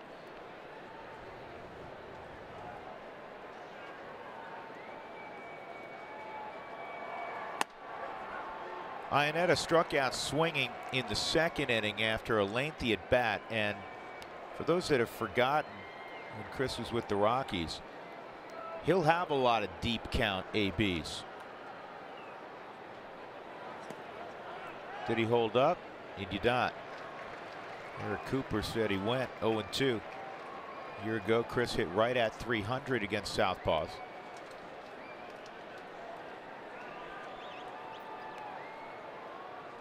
Hit 17 home runs a year ago for Arizona. Not his career high. 1 year with the Rockies, he hit 18. And look at that on an 0-2 pitch. He lines it to center field. Well, this will make the assignment for John Gray, at least in theory, simple. Well, lay down that sacrifice bunt.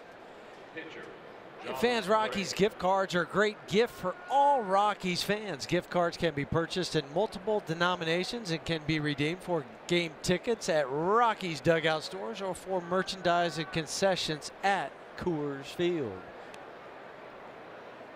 Well, now John's going to put the bunt down, and with the runner on first, you bunt towards first. And that's a perfect bunt. Nice job. Little easier, and you bunted a fair amount, Huey. And then when you were playing, that was more in vogue. Last year, there were the fewest sack bunts since 1900 in baseball, 925. But it's easier if you're bunting against the opposite side. And trying to bunt somewhere where you kind of opened up already. It's probably a little more challenging if he had to go to third base, but because he was bunting against the southpaw, bunting it to first is easy. John just did a nice technique-wise on that bunt.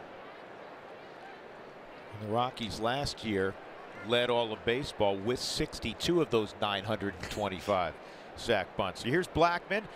Chance to do something he did rather frequently last year. Get a ribby. 104 of them last year. Off the plate, ball 1. Charlie a strikeout, and had a hit taken away on a good play in the hole by Paul Goldschmidt in the third inning, leading off.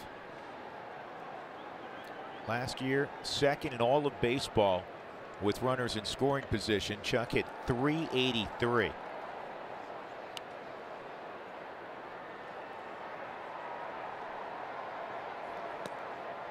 Good take, 2-0.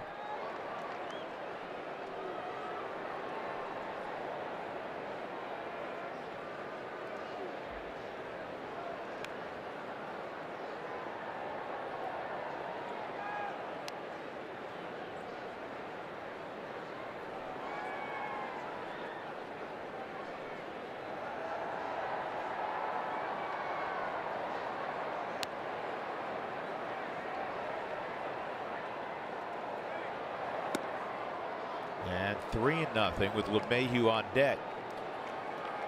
We so frequently talk about the third time through the lineup. Well, here it is. Well, and for a pitcher, too, that primarily is just a two-pitch pitcher. He will throw an occasional changeup. We have not, or I can't remember him throwing any tonight. This is just the second time he's had a 3-ball count, Huey.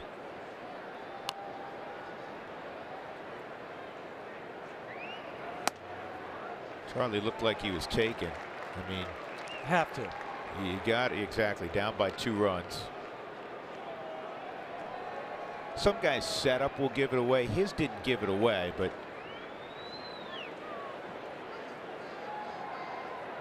You think Charlie's going to give anything away? No. Not on a baseball diamond.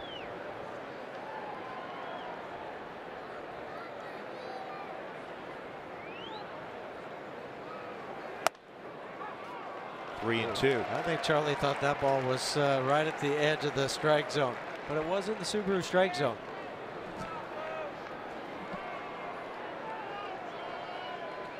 Now it looked his first at bat, Huey, that he was thinking slider and he got the fastball. See what shows up here.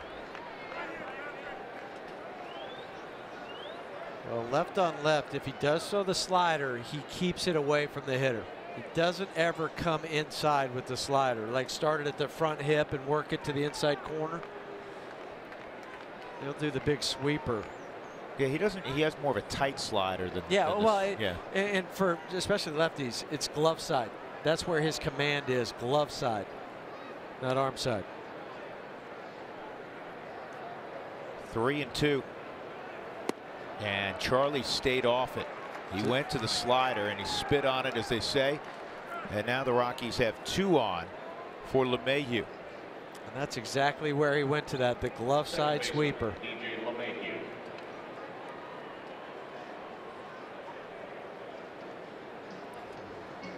You'll hear dugouts in the situation in which he just walked Blackman say, hey, no harm. And the reason that is said is that you set up a force all the way around.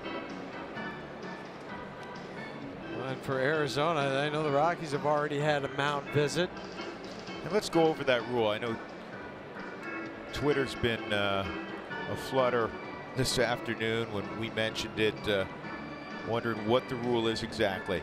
Without a pitching change, you're limited to 6 per team per 9 innings. Now, each club will receive 1 additional mound visit per extra inning. Here's the other caveat to that rule. If a catcher, in the eyes of the home plate umpire, clearly got crossed up, because that's a safety issue too. For the catcher, for the umpire, you can go out to the mound. Yes. So if you have no mound visits, but the catcher's sitting in a squat and all of a sudden the ball, whizzes over his right shoulder, he can go out.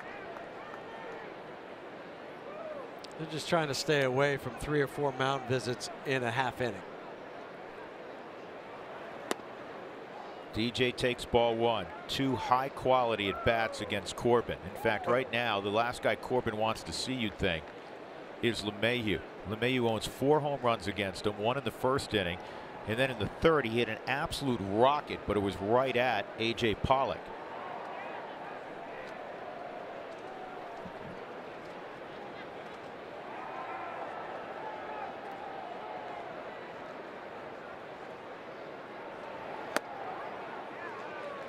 Ball and a strike on LeMahieu.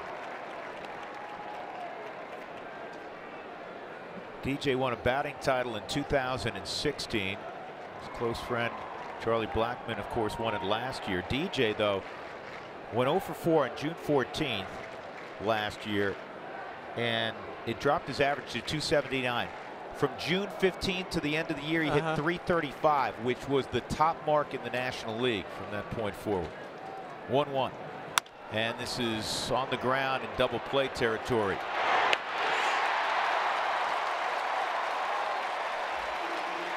So the Rockies are done in their half of the 5th inning. They trail 3-1.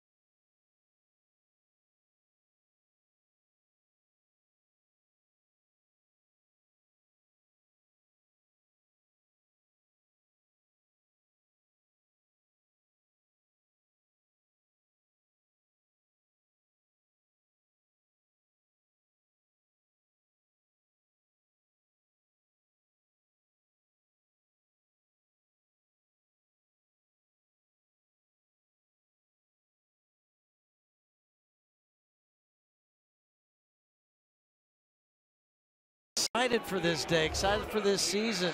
I know a lot of you at home are, because the Rockies 2018 season kicks off at Coors Field April 6th through the 8th. As the Rockies host the Atlanta Braves. Purchase your tickets today by calling 303-ROCKIES or online at Rockies.com. So Bud Black watching John Gray go to work top of the order in the 5th inning. John has allowed just 2 base runners since that rough first. And Peralta takes a mighty hack and fouls it back. Peralta a single and a ground ball to second.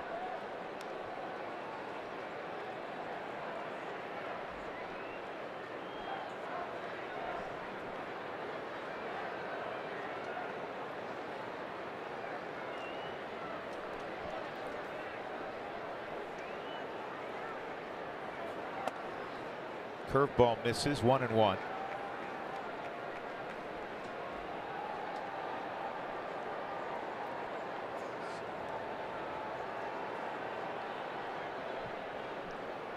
John's still going out of the stretch. Change that in maybe the 2nd or 3rd inning. Line toward the gap, and Cargo will have to field it on a hop. So Peralta now 8 for 16 lifetime against John Gray. And next up is Pollock.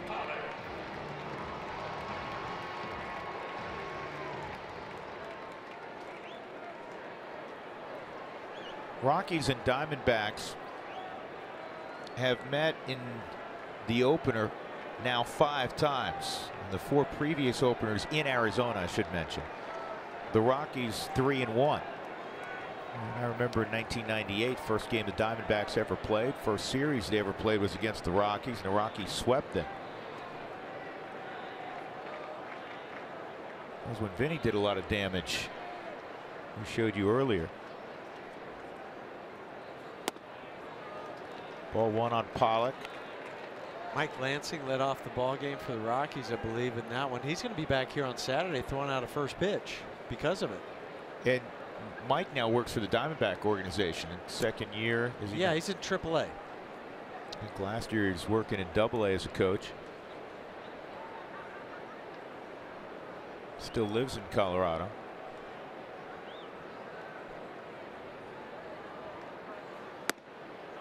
(2-0).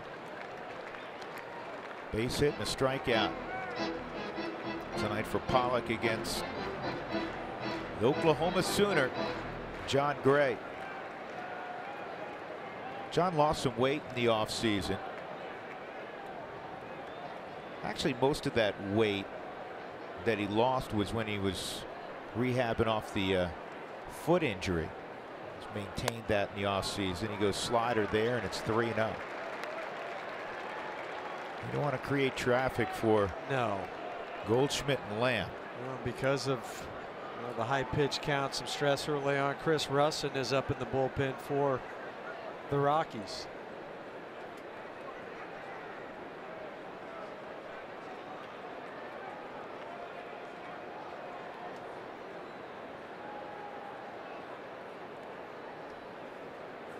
And a 4-pitch walk. That may get Steve Foster out again. We'll see.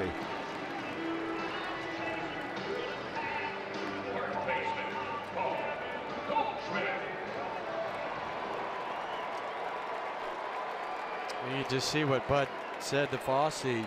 See if he's ready.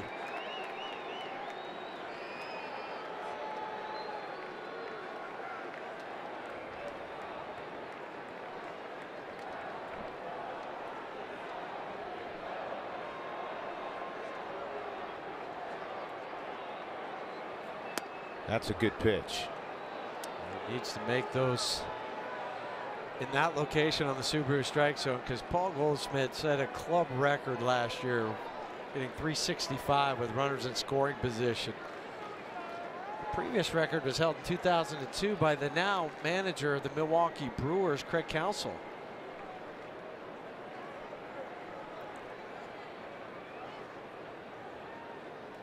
This is the 7th opening day start for Goldschmidt, which is second all time on the Diamondback list to a guy who's always at the ballpark.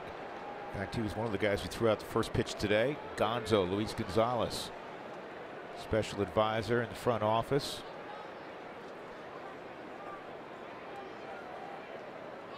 One strike on Goldschmidt. 1-1.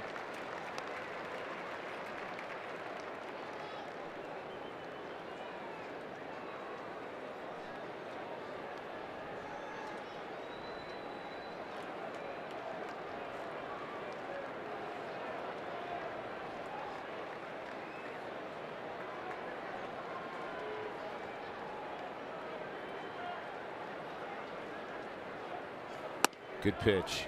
Boy, you gotta have that. Guess not. He's just off the plate. It's one of those swing pitches. He located it where he wanted. Goldschmidt, stubborn, does not expand. I think he made that point earlier in the broadcast. I think that right there just painted the picture of Paul Goldschmidt's eye.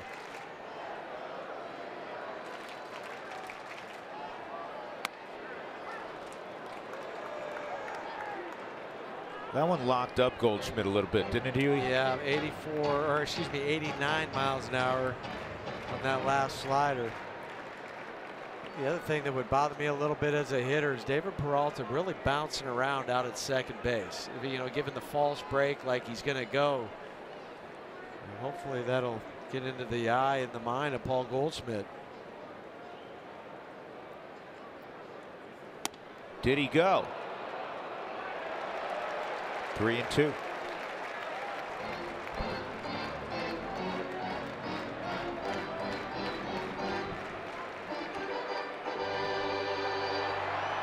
You have good speed on it, Peralta and Pollock.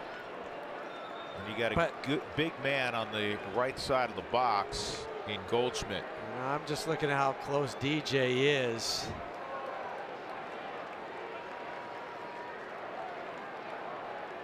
Peralta bouncing around, not going, and that's ball 4. Now they're loaded up again for Lamb. That's what happened in the first inning. And I think that'll be it for John. You got to go left on left to. Yep. You would Jake think. Lamb. And Buddy's already out of the dugout. Chris Russin will be in the game. So unfortunately, not the outing John Gray wanted in his return to Chase Field. He'll go 4+. Bases loaded, nobody out in the 5th.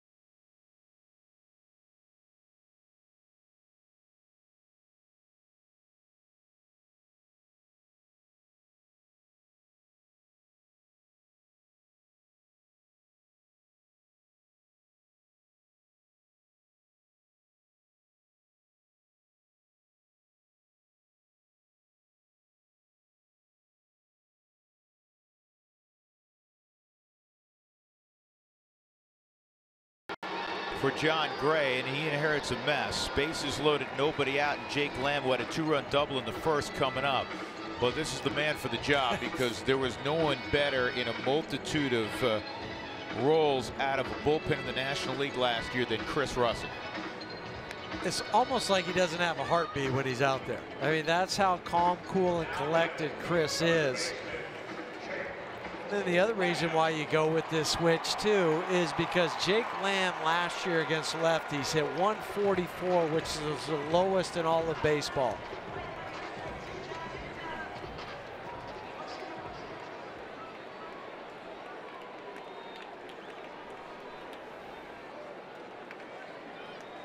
Russin was particularly good against Arizona last year. They hit just 186 against him. His ERA for the season was 154. He picked up right where he left off in spring training. He was great in spring training. That's a first pitch strike. Russin, a master at changing speeds and changing the speed of his windup.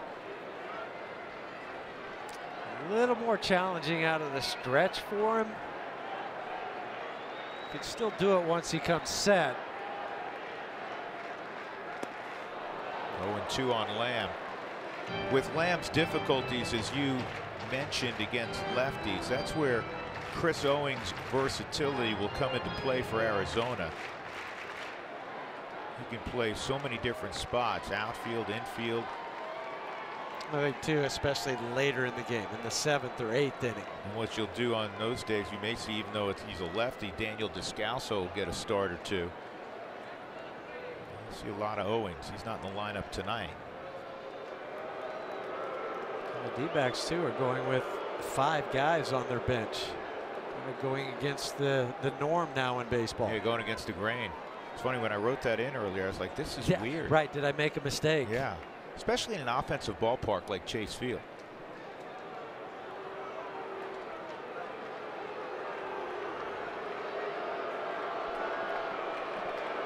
We'd really like a punch out here, an opportunity for double play to get you out of it unscathed. That's a purpose pitch, 1-2. Those are scary with the bases loaded. Just not even really hit it, but it catches the jersey and it's still a hit by pitch. There's some guys, Huey, you imagine you got to be careful doing that too. The late Don Baylor, if he's at the plate, you better not go in there because he's not going to move and he's going to take the RBI. Biggio was that way. Josh Donaldson. Good block, 2-2. You know, Anthony Rizzo hangs out over the plate. Barmy used to take quite a few. Yeah.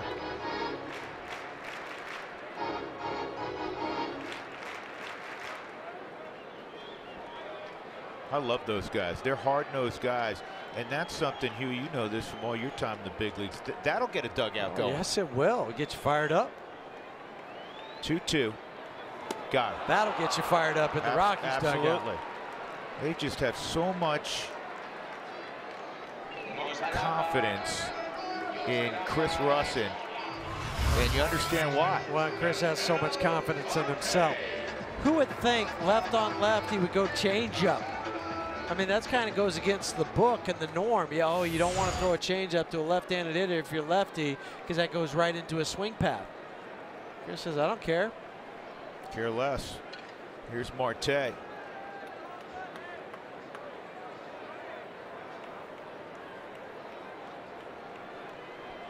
'24-year-old switch hitter. Fastball's outside, ball 1. He's got a big extension a couple days ago. A 5-year deal. A couple of club options as well.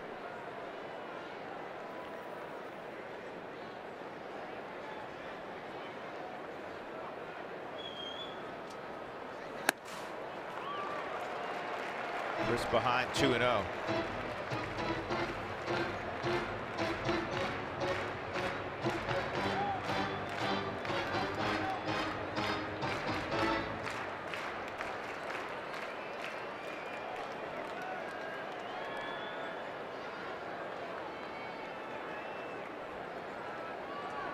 Marte starting at second tonight. You'll see him as short as well this year. Uh-oh, 3-0.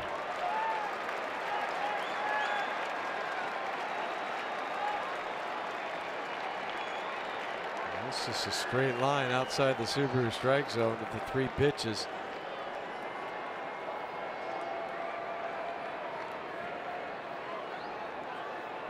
(3-1) Arizona, bottom of 5, 1 out, and this is down the line, foul. Okay, who in the ballpark thought that? Not me. Okay, Marte would be swinging 3-0. I mean, Goldschmidt, absolutely. I thought he would have been swinging 3-0 with the bases loaded. Marte, no.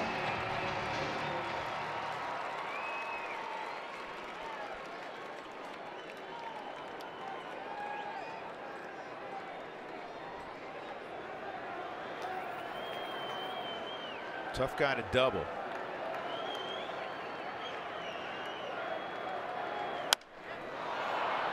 This one is leaking toward the crowd. Cargo made the catch. That's a terrific play by Gonzalez. And he had to battle a fan over there. Right, and then extract himself from the fan. From said fan. So he could throw in case Peralta came down the line. This is big. It is. First, you don't think Cargo's going to get there. But now watch the fan reach over, and then he hits the wall, comes up, and a strike to Chris at home, and keeping the runner, David Peralta, at third base. In a dark year for 4.5 months offensively, do you remember how good Cargo was defensively, though? Yeah, he never took a play off out in the right field. 3-time Gold Glove winner is Carlos Gonzalez. Now they're 2 outs, and you have Avila at the plate.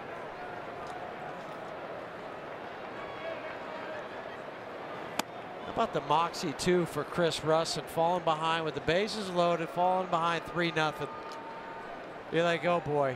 Run out of, we always say this about Nolan, you run out of superlatives to describe how great a defensive third baseman he is, how great a player he is, period. It's been that way with Chris Rusin the last couple of years. Not out of the woods yet. 2 outs, bases loaded. Here's the 0-1. And he's going to get out of it. DJ's got it. Chris Rusin, unbelievable. What a terrific job. Bases loaded, nobody out. That's a keep you in the game moment. Great play by that man also. 3-1 it remains.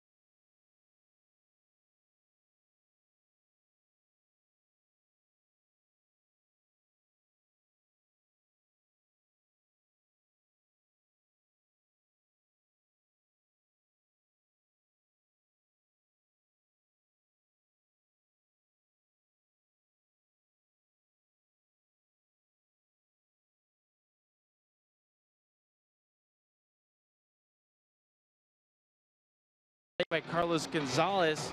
The Cargo also did well last year. Time now for Coors Light refreshing finish. We'll look at Cargo's September. We mentioned earlier how hot he got in the month of August and leading into September, but the batting average ranked just behind JD Martinez in batting average, slugging percentage, OPS. He was first in on-base percentage. That's something that you want to see from Cargo. Cargo will be up third this inning. Again, when you looked at the play that he just made, this entire dugout erupted. Getting out of a bases-loaded jam for Chris Rusin with John Gray coming out, and then having Cargo coming up third this inning. Momentum has gone back for the Rockies. Yeah, take that momentum and apply it here offensively. Nolan Arenado to lead off. Third look at Patrick Corbin. A single and a ground ball to third. And he takes ball 1. Corbin's next delivery will be his 80th. He's pitched so far a 5-hitter. He has struck out a half dozen. And all the runs in the first inning. The Rockies, a DJ LeMahieu home run, and then Gray gave up 3 in the bottom of the inning. This ball lifted to deep left center field. Way back and gone. It's a 3-2 game. Home run number 1, the first of many to come for number 28 in 2018. pitch. Billy was just talking about the energy, how the momentum had shifted, and sometimes it happens when you get a defensive play, when you have a pitcher stop a rally, and then you have a chance for your offense and Nolan to come up there. I just think this is huge. It's a 3-2 game. Your star takes it out to left field for his first of the year. I mean, you're sitting here now going, wow, okay, one-run game. Subaru Supermo, everything connected on that swing for Nolan. With great leg drive. Here's Story, curveball, and a delayed strike call. So Nolan, who hit 37 home runs last year, 40 plus the previous 2 seasons. Home run number 1. Story behind 0-2. He lined a single to right in the 4th. Also a strikeout looking.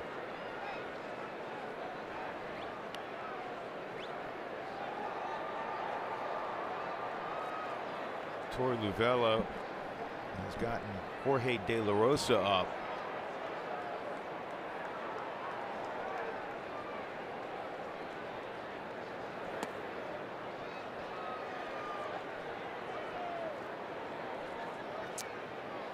'83 pitches now for Patrick Corbin. And Trevor was behind in the count when he lined that single to right field in the 4th inning.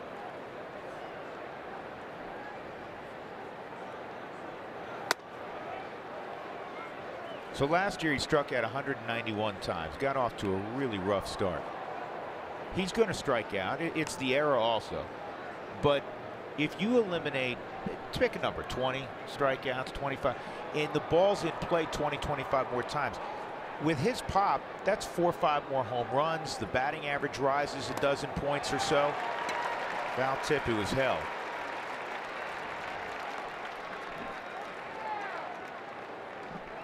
One out, and that'll bring up Cargo. Right fielder Carlos Gonzalez. On Cargo's defense. Cannot underestimate what this guy means to this club. And he's played here enough. He knows. Did you see that subtle, quick glance that he gave? He knew he was going to have some fans. He knew that that wall comes out 6 or 8 inches right at that moment. That's a tough play. It's got to be, because it's not only you got to keep tracking, but you're worried about running into that wall. Well, and then you know that that runner at third, Peralta, is going to be tagging.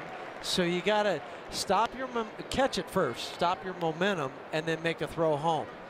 A lot of things running through your mind.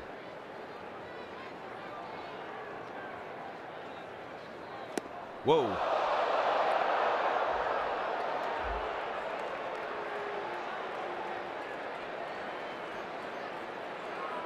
Two strikes on Cargo.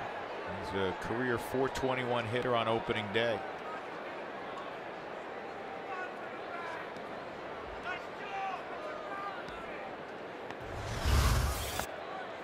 This bat misses the end of the netting on the end of the dugout. The new netting that they have.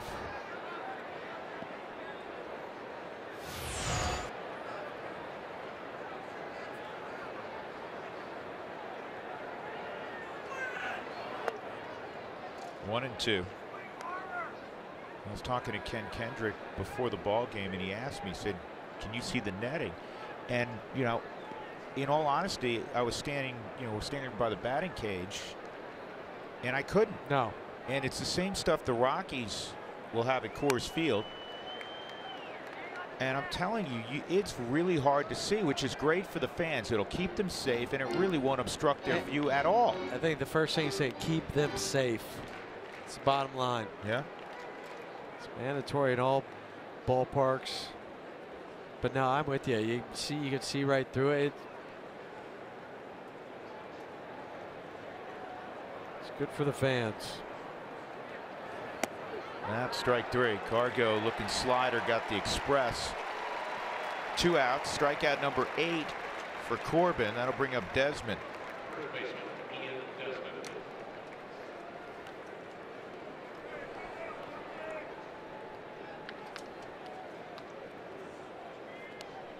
Desmond tonight, a ground ball to short and a strikeout.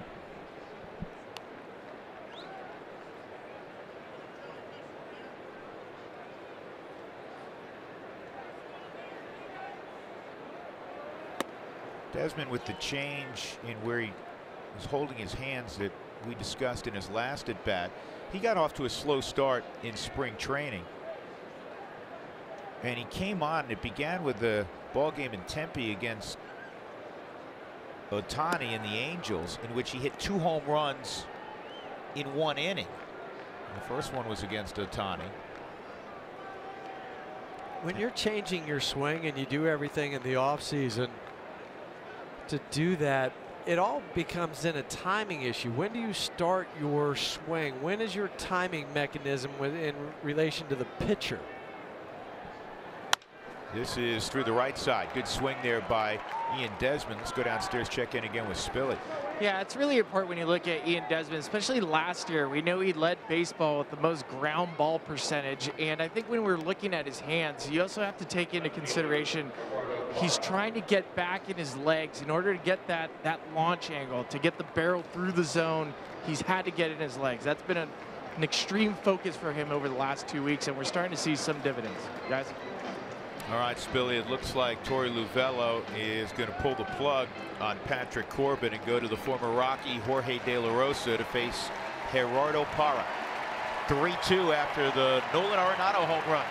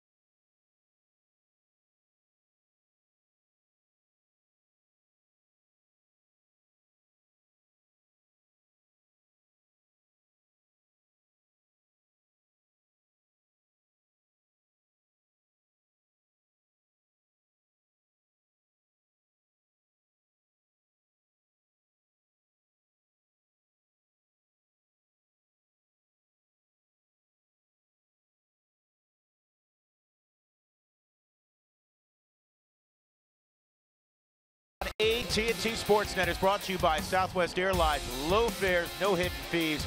That's transparency. With Jeff Houston and Ryan Spilborghs and our terrific AT&T Sportsnet crew at Chase Field, I'm Drew Goodman. It is opening day. Nothing like it. And it's a good ball game. The Rockies trail 3-2. A Nolan Arenado home run to begin the 6th inning, and now Desmond singled with 2 outs, and De La Rosa has replaced Corbin. Gerardo Parra 1 for 2 in the game. Swung on and missed. De La Rosa last year, in his first year back in the pen since 2006. After a great career as a starter, mostly in a Rockies uniform, made 65 appearances.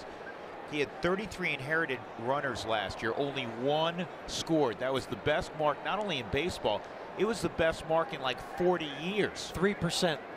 Do the quick math for you on that one. And as you mentioned, for a guy that got some fastball back, because I think as a starter he had lost some of his fastball velocity, and that hurt his split finger. 1-1. Lefties last year hit just 194. He's one of 3 lefties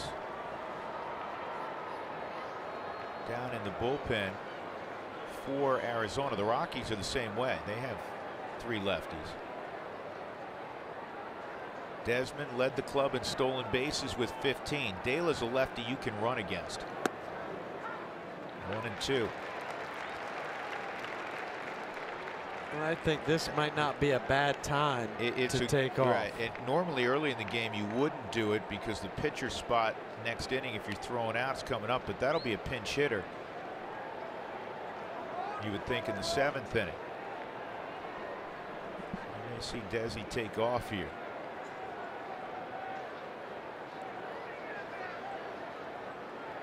Not going. And Parra hits it off of Goldschmidt's chest, and he'll scramble to the bag. In the inning, the Rockies inch closer. 2 solo home runs. The totality of the offense so far tonight. A LeMahieu home run in the first, and career home run number 149 for Nolan Arenado.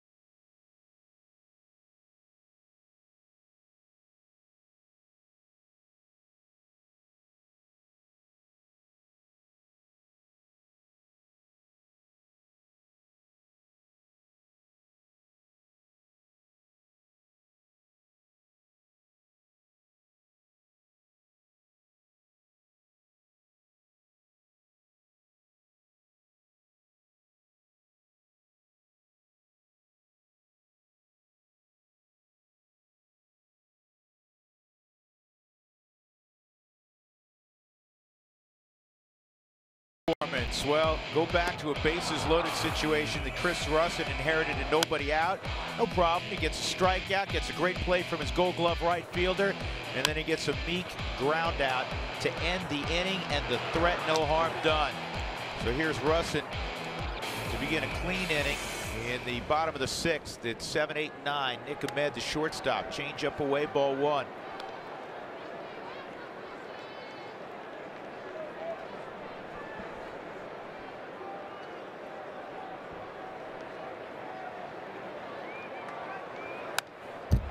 Straight back. 3-2 game. If you're late to the party, we will not reprimand you. We will tell you what you missed.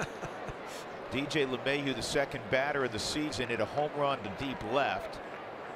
John Gray struggled in the bottom of the first inning. A Peralta single, a Pollock single, a walk loaded the bases, and then Jake Lamb hit a 2-run double off the center field wall. He would eventually score on a RBI ground out by the catcher Alex Avila. Hirano, Yoshi Hirano, and Andrew Chafin throwing in the Arizona pen. They've made some changes in their pen. Obviously Hirano comes over from Japan after a successful stint there. But they lost their closer from a year ago. Yes, you won't see arrows flying. No, in the you air. won't. So they're going to go with Brad Boxberger, close games, and Archie Bradley in the 8th.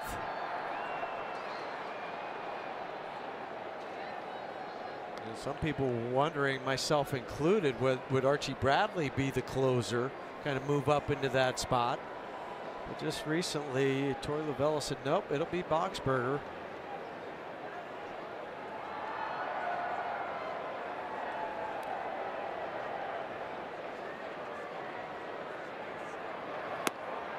Misses.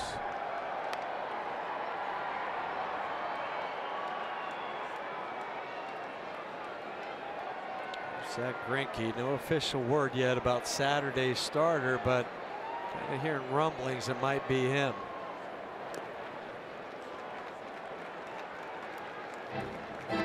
3-2 on Ahmed.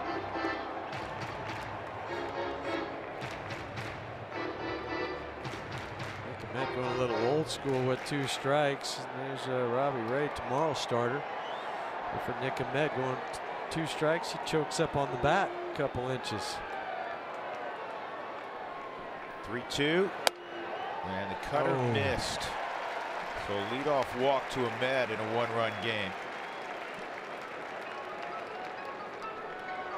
Fernando Rodney has moved on to Minnesota now. Last year's closer for Arizona. Well, Chris Owings is already on the on-deck circle. I look for a bunt out of Dyson. Yeah. Good speed both at first and at the plate. And a very athletic pitcher in Russin. There's the bunt. Only one play. Got a hustle. Out at first base. What a play by Arenado. He's the only one that can make that play. Well, you know Chris was there quickly. He's got to turn and throw. He's not going to get Dyson. No, and then Dyson just lays it down. Chris momentarily just has to throw it.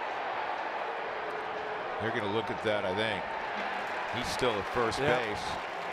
You just see Torey Lovullo just say, look at it.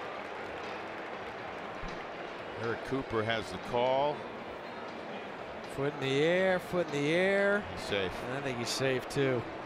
Unfortunately, that looked like he beat it out. The call on the field is that the batter runner was out at first base.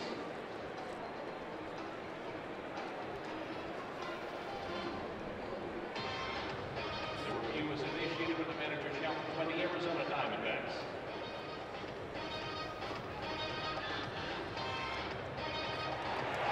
They're showing it here too on the big board.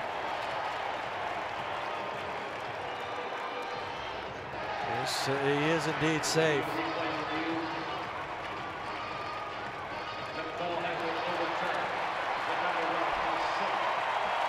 And that was more of a trying to bunt for a base hit. I mean, that's just what he does. He doesn't really sacrifice. And I talked about his speed. He just legged that out.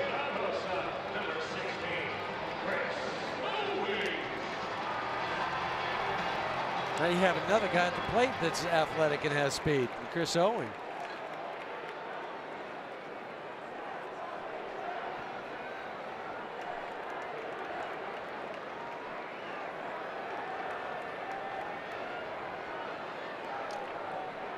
Desmond probably about 82 feet away from home. Yeah, he's thinking bunt also again.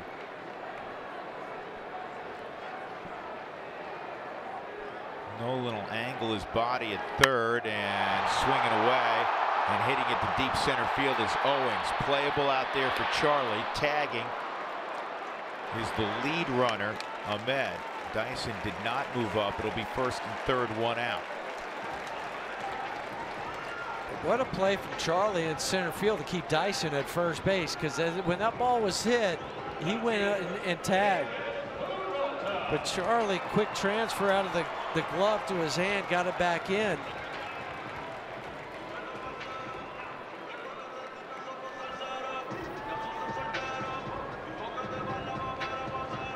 Now you got all the infielders discussing here.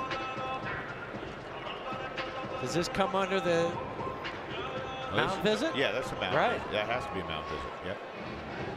Even though there's nobody there, it's still going to drop that down. Scott Oberg's up in the Rockies pen.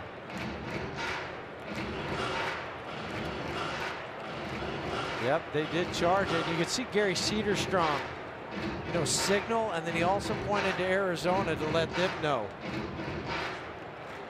This is a case where they want to make sure that everybody's on the same page, what depth they want to play defensively, but also what are they going to do in the corners, and if it's hit at the corners, what are you going to do?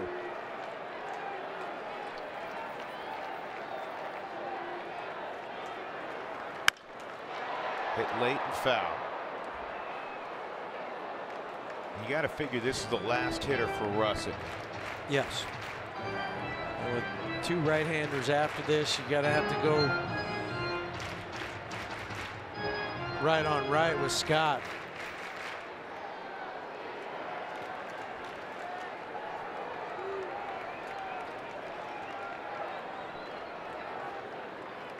Oh, 1 inside. Good catch by Arenado.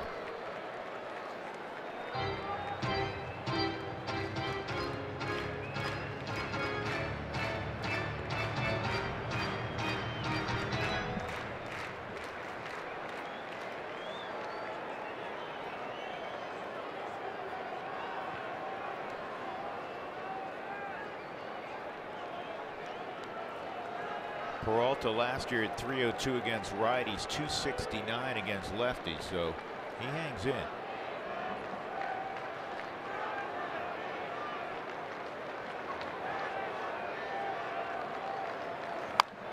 Off the end of the bat, Nolan with the bare hand, can't pick it up, won't get anybody. He wanted to come to the plate, you could tell. And that ball was hit off the end of the bat, and it's going to produce an infield hit and an RBI. It makes the score 4-2. And it has the English on it. So it's off the end of the bat, it has English on it. Nolan knows the one play he has is to home, but he can't get a grip in it because it doesn't hit your hand correctly. It doesn't hit it like it would if it was just a normal hopper. And if anybody can make a bare hand play, it's Nolan, but that ball squeezes out of his hand on the Subaru Supermo, and then even throwing to first base, not going to be able to get Peralta. D-backs up 4-2 now. Chris did a great job in the 5th. The one hiccup was the leadoff walk to Ahmed. He just scored.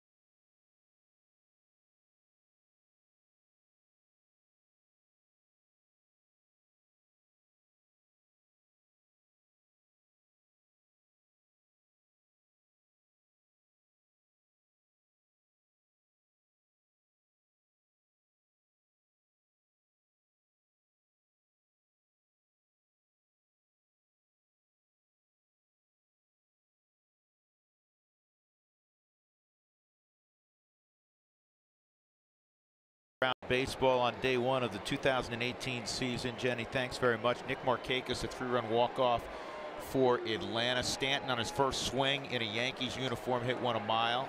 And he hit another one later on. Matt well, why not? Yeah, Matt Davidson, 3 home runs for the White Sox. Ian Happ with a home run.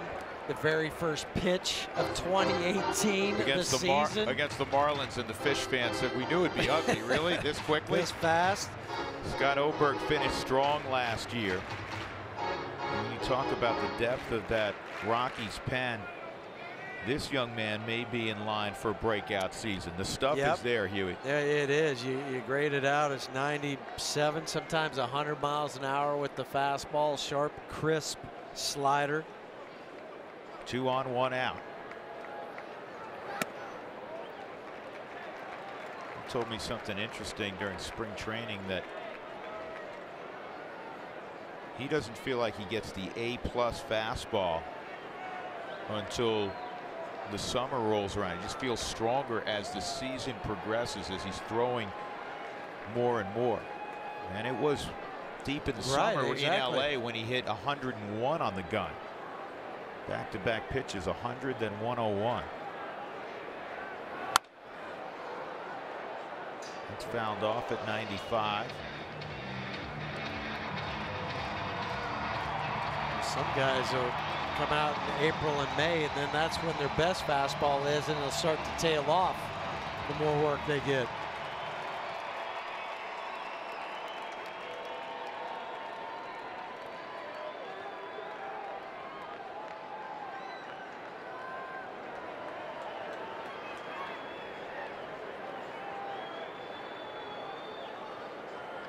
Runners going, and they're going to pull off a double steal.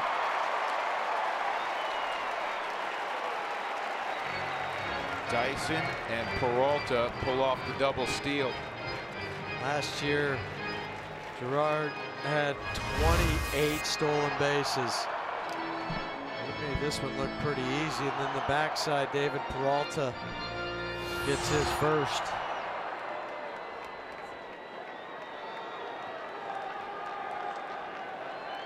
So the Rockies down 2 here in the bottom of the 6th. They'll pull the infield in. 2-2. You're hunting a strikeout here if you're Scott Oberg.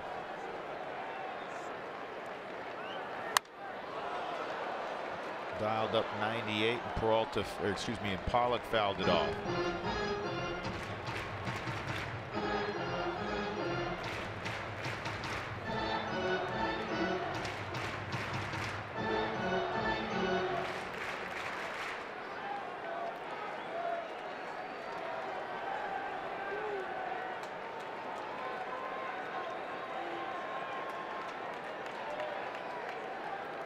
Stay away from AJ. Go away. Slider fouled off. That's what they tried to do. He just fought that one off. You can tell by the Subaru strike zone. These two guys make this lineup for Arizona. Pollock and Goldschmidt. They're just so tough to pitch to. They're like Blackman, like Arenado. It's just a high quality at bat virtually every time. Well, that's why they're hitting third, fourth, or excuse me, second and third tonight. Got him. Boy, that had some sink on it at 97. 2 outs. Well, even AJ looked back at Gary Cederstrom, the home plate umpire, and said, well, if I hadn't swung at that, was it still going to be a strike? Yes, it was. The run on the Subaru Supermo under the hands of AJ. Good pitch from Scott. Boy, that was one heck of a pitch. Here's Goldschmidt, 2 walks and a fly ball to center. Beat him with a fastball at 97. It's 0-1. That's Scott's ability. 97, 98, and it's got some life to it.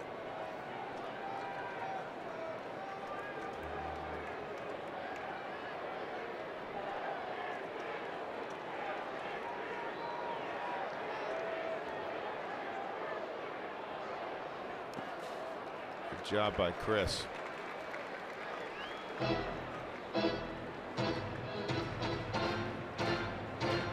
lot of pressure on a catcher to maintain your focus pitch to pitch, especially when you have guys on base, guys on third base. Well, and guys with some wheels at third base. Yeah. I mean, doesn't have to kick away far for a guy like Dyson, especially with Arizona already up a couple of runs, to come barreling down the line. And if you call something spinning, you gotta block it. That's the tougher pitch to handle. Fastball. Fastball if it ends up in the dirt, because as a catcher you don't expect that. You expect a fastball to reach you airborne. But sliders, curveballs, it's in your head.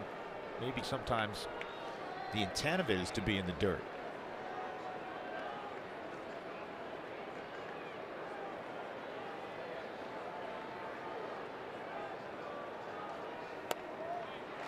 3-1. Lamb's on deck.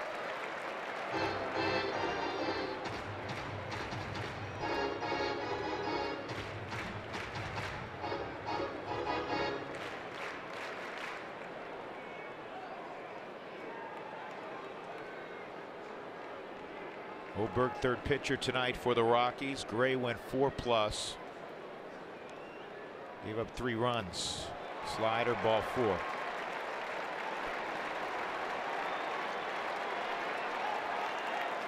Well, Scott pitched to Goldschmidt almost as if he'd rather face Lamb.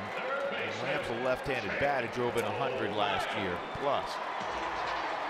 Yeah, I think it was, if he doesn't fish for something, you know, I'm not going to just lay it in there even a 3-1. That's why he went to the slider.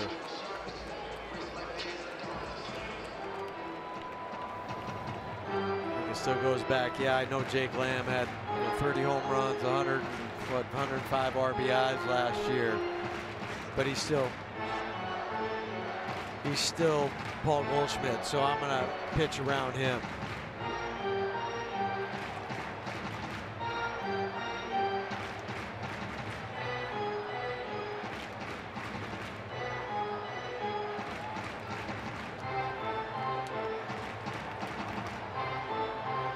People ask, what is the penalty if you exceed the mound visit? Pretty simple. If you go to the mound and you are out of mound visits, the umpire's been instructed to call you back. Like catcher going out, you say, hey, you don't have any left, and you can turn around. They're not going to penalize you. That will go down, I believe, to 3 here. They just haven't changed it. And then the pitcher has to come out if you go to the mound. First pitch strike on Lamb, 0-1. This is another one of those critical moments in this ball game tonight. Bottom of the 6th, the Rockies were down 3-1. The home run by Arenado got it to 3-2. Arizona's got a run here in the 6th, and Oberg's trying to put the inning down without further damage. And this is looped to shallow left. It's going to drop. 2 runs will score. And that throw almost went into center field. Thankfully, LeMahieu 6'4". A bloop single by Lamb. He has 4 RBIs tonight. It's 6-2 Diamondbacks. I think some of the balls that have been put in play, and this is why it's so important just to put it in play. David Peralta, the little nubber off the end of the bat, that goes for a base hit. It didn't travel probably more than 35, 40 feet. This is a jam shot off the bat on the Subaru Supermo of Jake Lamb, but he drops it in there for a couple RBIs.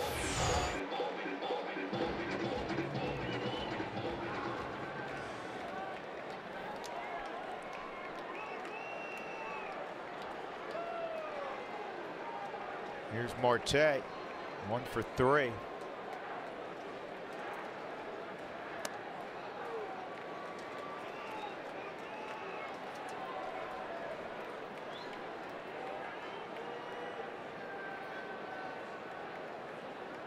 Six runs, 9 hits for the Diamondbacks. The Rockies 2 runs on 7 hits.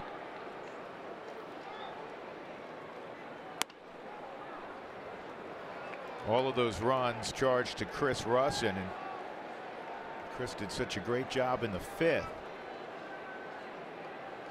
The leadoff walk, and then the bunt base hit by Dyson. And then you had the infield hit by Peralta. I mean, the line tomorrow is not going to look real good for Russin, but he did what he always seems to do. Got weak contact. It goes back though to that leadoff walk when you were ahead in the count.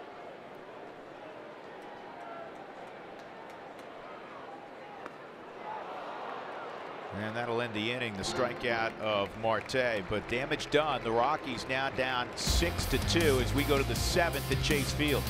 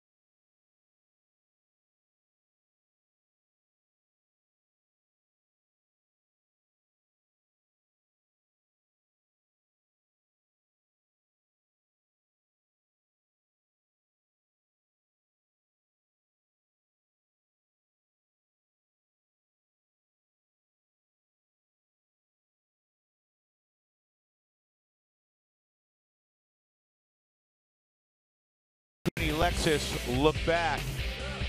Opening evening in Arizona. Flyover and the special and great moments in baseball where everybody lines up on the first base line and third base line. And DJ got the Rockies off to a great start with a home run in the first. John Gray would give up 3, however, in the bottom of the first. Nolan has a home run tonight, but the Rockies work to do offensively now. Down by a 6-2 count. 9 outs to work with offensively. Chris Iannetta. And then we'll see Mike Tauchman. 8-9-1. Tauchman in the on-deck circle to hit for Oberg. And this is the Major League debut, the U.S. debut of Yoshi Hirano after 11 years pitching for the Oryx Blue Sox. He was a closer in Japan, 156 saves over there. And kind of that familiar Far Eastern delivery where the ball comes out of the glove momentarily on the hesitation. wing of the plate. Yeah. 34 years of age. Signed a 2-year contract with the D-backs back in early January. First 2 pitches outside, 2-0. 9 appearances in spring training for what that's worth. It's just the split finger grip preset. A lot of guys do that. To set it there, it's easier to transition to a fastball. And a base hit for Iannetta. Second hit for Chris Iannetta. And let's check in with our resident expert on the Japanese big leagues, former Japanese big leaguer himself, Ryan Spilborg. Spilly, what do you know about Hirano? Yeah, Hirano was a guy I faced back in the MPB back in 2013. And when you talk about split fingers, I think it's really important to note that very much like Fernando Rodney, when talking to some of the Diamondback scouts, they like having a pitcher like Hirano with a fastball changeup mix. And anytime you faced a guy with a good forkball, I think, Huey, you remember Roger Clemens, it looks like fastball until the last second. The bottom just drops out of it. Guys like the more north to south movement versus east to west, and that's what Hirano has. No, you're right. Those are hard, Spilly, to pick up. Good swing by Mike Tauchman, who is the MVP of spring training and thusly won the annual Abby Greer Award for being the MVP of the Rockies spring training.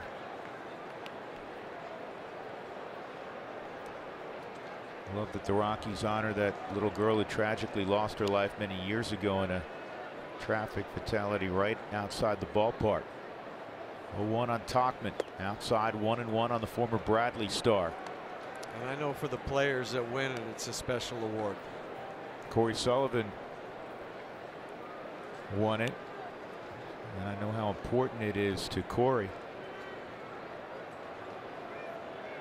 And Spilly won it too also, right? Spilly, you won it. Yeah, I got one. Proud of it. There's a fork ball.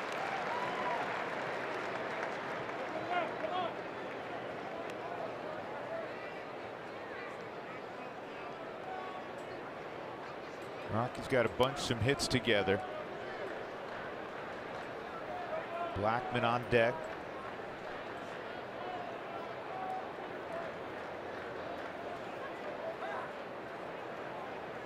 Remember Jose Mesa? Sure. Used to do the forkball with the softball. Well, when he was a Rocky, we would show pictures of him, you know, with the softball. But then I didn't like when they showed that. It just looked, it's so unnatural looking. Right. Like it really hurt. Yeah. And that's what he strikes out Tauchman with. And I've heard people, you know, say, oh, they should be able to pick up the split in the finger when it comes up above his head. The arm's coming through so fast, you can't pick that up. I'm like, no, it's just not a natural thing. You see it coming out of the window, but the arm's moving at such a rapid pace. Well, Hirano gets a strikeout, and now with Charlie coming up, we'll see Andrew Chafin when we come back. 6-2 Diamondbacks.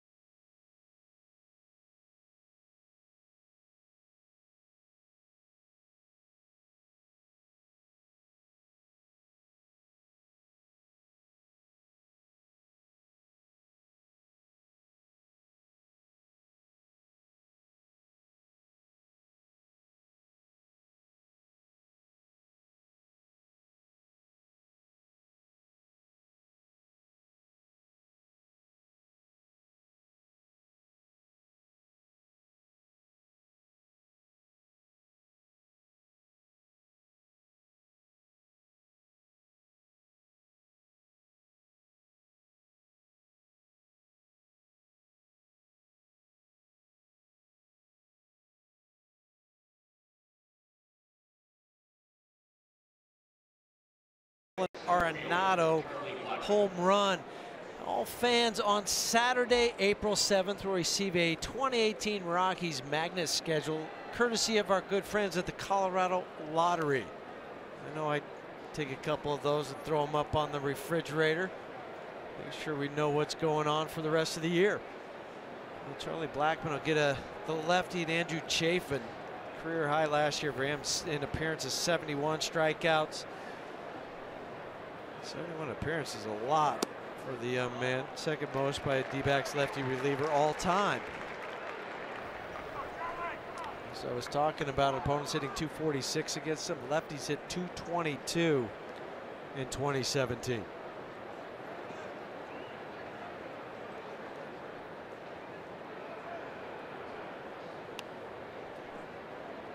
Charlie 0 for 2 and a walk. And this kicks away. So Arenado to second. Wild pitch.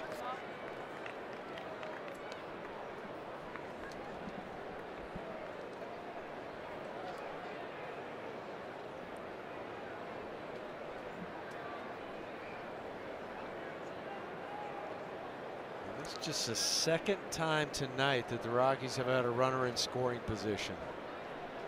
2 runs, solo home runs. LeMahieu in the first, Arenado in the 6th. Arenado's the only guy to reach second. He did it in the 5th and now here in the 7th.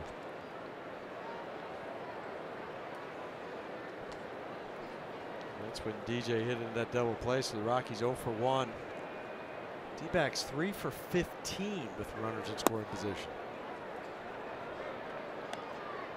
But just listening to what you just said, 15 yes, at-bats that's with runners in scoring position, and that is an enormous number of opportunities. And the Rockies are fortunate it's only 6-2 if you look at that number.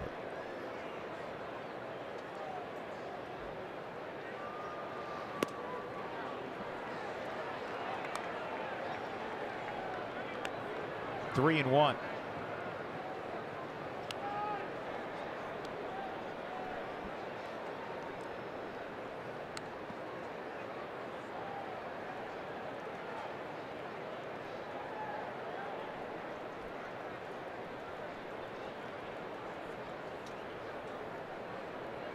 Archie Bradley is getting loose. Based on what he's doing right now, I imagine he already is loose.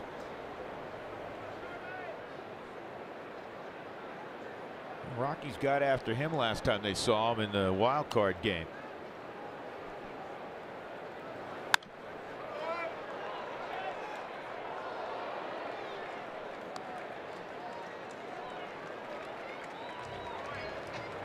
I think it was his bat when he hit that triple.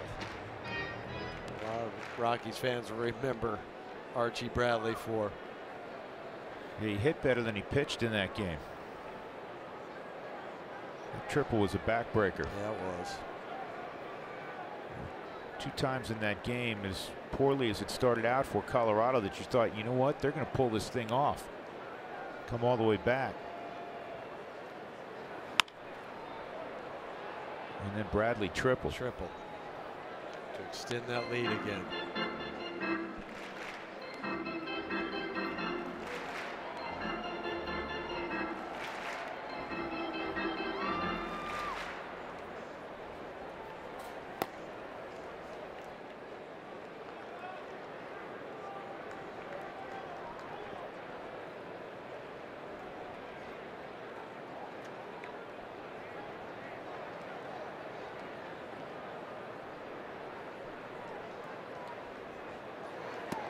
Way outside, Blackmon draws a walk. So now 2 aboard for LeMahieu. Soon we'll see Luvelo. He's going to double switch here. He's walking toward home plate. We'll tell you about the moves when we come back. Rockies down by 4. They have 2 on and 1 out in their half of the 7th. DJ coming up.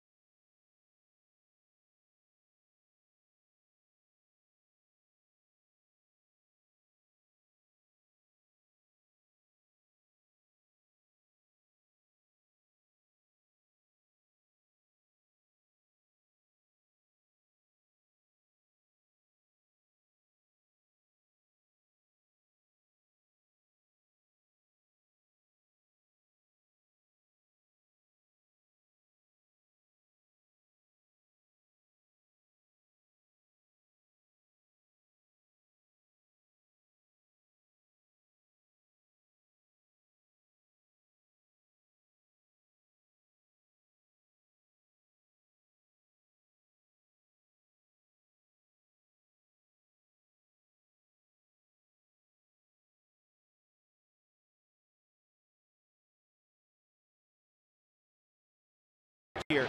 And Archie Bradley threw out a triple against Pat Neshek. It was the first triple ever in the postseason by a reliever. But it may have affected him running around the bases, because then he hung a breaking ball that Nolan hit out. And Trevor Story went oppo against Bradley.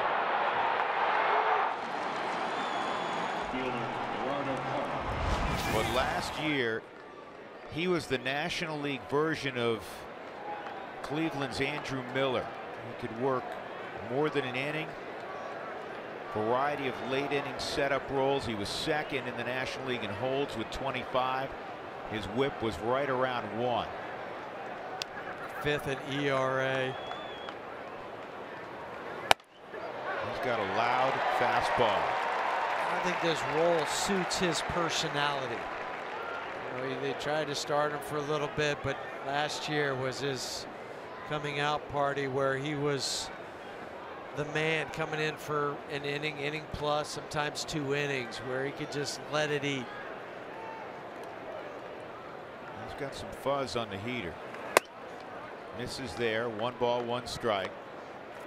Another footnote on the triple. It was one of 4 triples, because Marte had 2. One of 4 triples in that game for Arizona, which was the most by a team in a postseason game since 1903. Yeah, the old Boston Americans. Missed that game. This is on the ground to second, and DJ is hit into a second double play tonight. So Bradley gets out of it, and the sellout crowd of more than 48,000 roars their approval.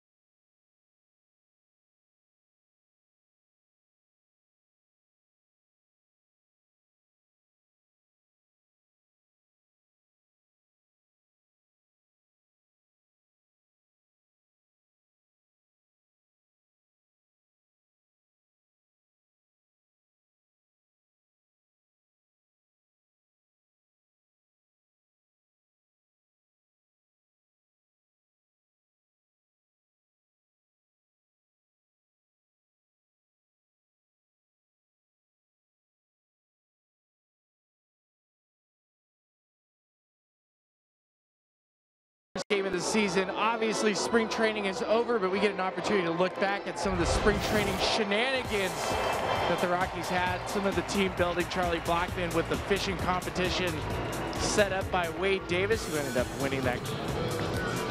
And then another one, ping pong tournament. Nolan Arenado, Zach Wilson losing to Chris Russin and Charlie Blackmon. All extremely important over the course of the season to build that camaraderie, that competitive drive amongst teammates. That's something that carries them forward over the course of the season. Guys? Who wins in ping pong on our crew? Do we have any idea? Who wins the ping pong out of who? Yeah, on our crew. Oh, me. No way. Come on, you guys are old. Win. And now we're going to get a text here in a few minutes from Corey. Because Corey will figure out a way. We might have to have that. Yeah, Corey's really good. We'd have to put that event on. Yeah. All I know, though, we had a little thing with Corey. Well, we were playing cornhole, so Jenny and I beat Corey and his dad, Sean. Really? Yeah. Corey blended on his old man, didn't he? Yes, he did. I don't know. Corey's moving better now that he's 25 pounds lighter. He's going to be able to cover more of the court. Mike Dunn is aboard for the Rockies here in the bottom of the 7th inning. Alex Avila, Nick Ahmed, and Gerard Dyson. 6-2 Arizona.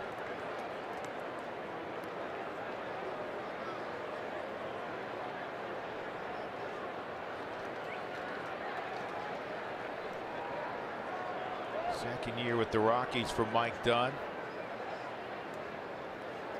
Even with the bad back for Mike last year that caused him some time on the shelf, had a club high 68 relief appearances. I met a coach today, a high school coach, Huey, down here in the Phoenix area, who went to the rival high school in Farmington, New Mexico, Mike Dunn. He said, you know, Mike is a great story because in high school, he said he played a lot of first base. He pitched a little bit. He said, you know, he loved the game, obviously. Right. He said he really was pretty average. He said you never would have looked at him and said, oh, man, that's a future big leaguer. Not even close. He went to a junior college and blossomed from there, in large part because of his work ethic. Arm got a lot stronger. He actually went initially in the draft as a position player, and then but how many times as a pitcher. Do you hear that story? Yeah, a lot. More than you say, oh, this guy was destined to be a big leaguer. Well, you tell that story about Ty Block. You coached him when he was a kid. You know, 9, 10 years old. Ty, great athlete. You just didn't think, whoa, my goodness, there's the guy that's going to go. Right? Yeah, that's going to go out and beat Clayton Kershaw on opening day in 2018. Yeah, you didn't have that one, Mark? No, I did not have that one in my book. That's you know, it's a wonderful thing about athletics, and in particular baseball. So Dunn's ahead of Avila 1-2.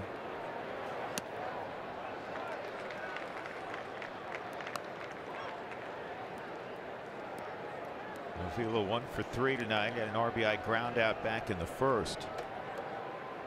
Rockies have been out hit just 9-8.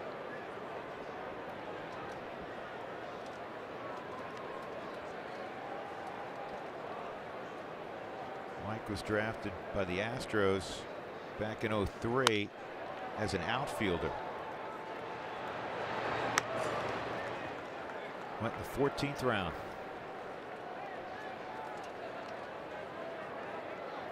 One out. That'll bring up Nick Ahmed. Shortstop, Nick Ahmed.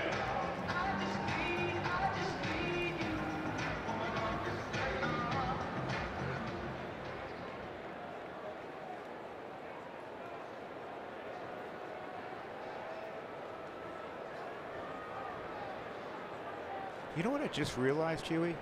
What's that? Unless I missed something, you know, I'm filling out my book. The Diamondbacks added the golf carts back this year. We haven't seen a bullpen cart, though, right?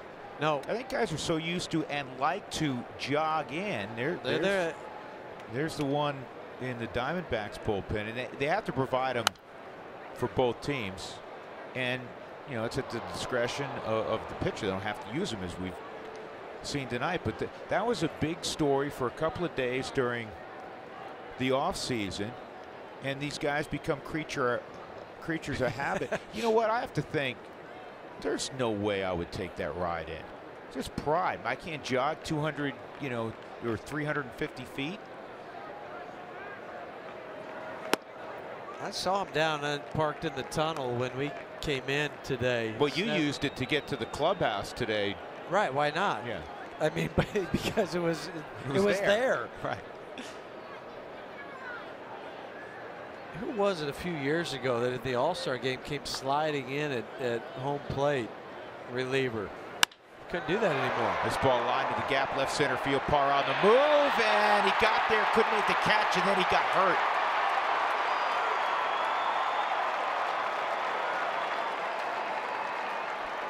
Boy, you hope he didn't roll up on that wrist. Boy, Gerardo got there. Or a shoulder. And now he's getting up. Boy, he ran a long way for this. The bat of Nick Ahmed. See what happens right off the end of the glove. Never gets it secured.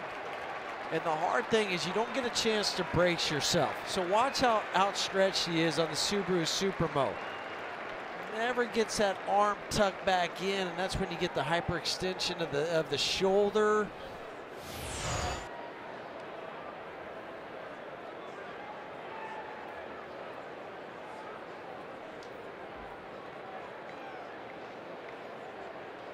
I mean, you'll feel that from your shoulder down to your elbow to your fingertips.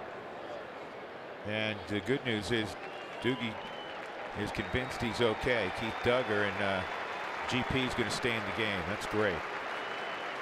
So Gerardo with a great effort. It'll go as a double for Ahmed. And that'll bring up Dyson. Now back, right fielder, Gerard Dyson.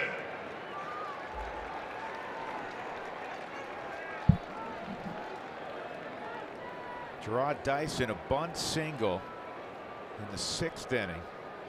And would come around to score 3 runs last inning to break open what was a 3-2 game. Slider for a strike to from Mike Dunn.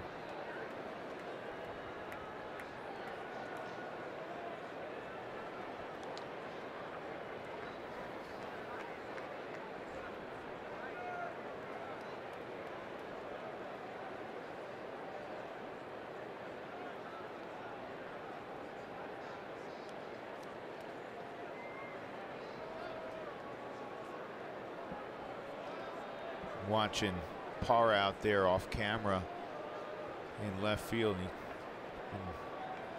winding that right arm up, kind of stretch it out.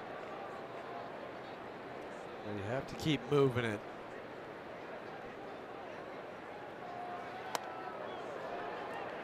Slider misses. 1 ball, 1 strike.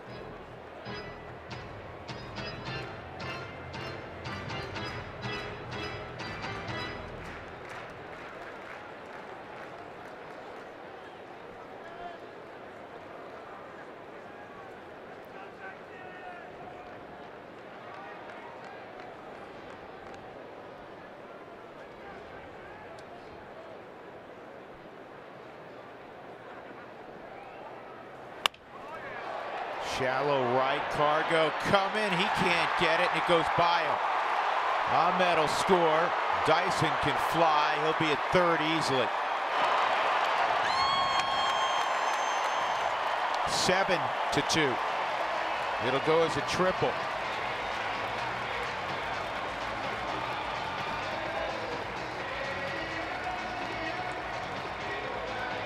Not hit hard off the bat of Dyson. I think if Cargo maybe had a do-over, think about playing that one on the hop. I know you get in that in-between though, Drew, where it's, okay, do I dive? What do I lay back on it? With the runner at second base. He's not going to score because he had to make sure that the ball was going to be down. And that's why I say maybe you have a do-over, you sit back, but would have been a 1st and 3rd situation in all likelihood.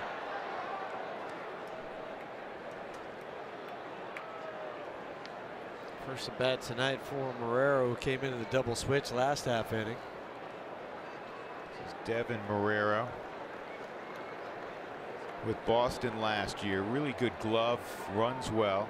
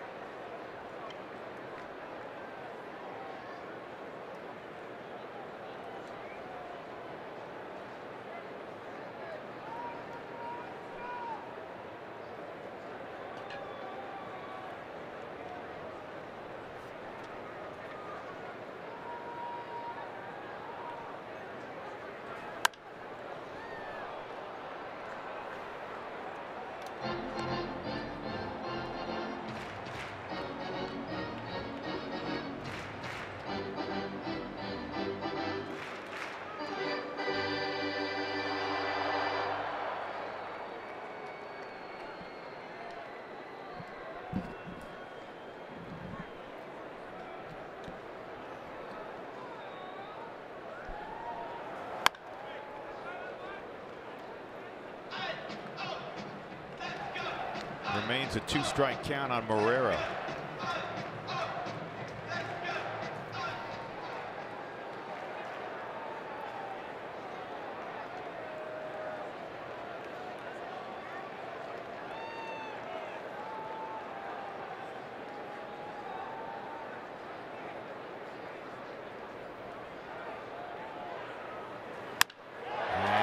Line to left, a base hit. And that brings home the 8th run for Arizona as Dyson scores. And Marrero, his first at bat in an Arizona uniform, an RBI single.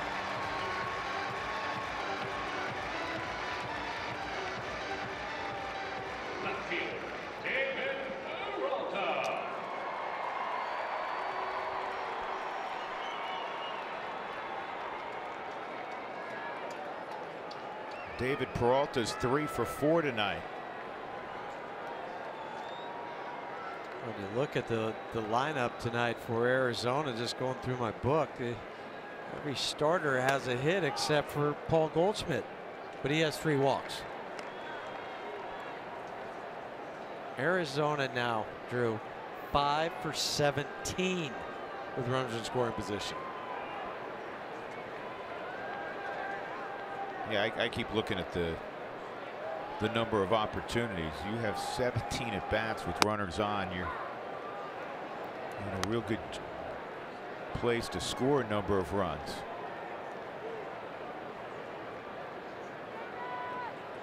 Everybody in the lineup has reached tonight for Arizona. Again, John Gray went 4+. He gave up 3 runs on 6 hits. He walked 3 though, which is kind of uncharacteristic of John. He struck out 4.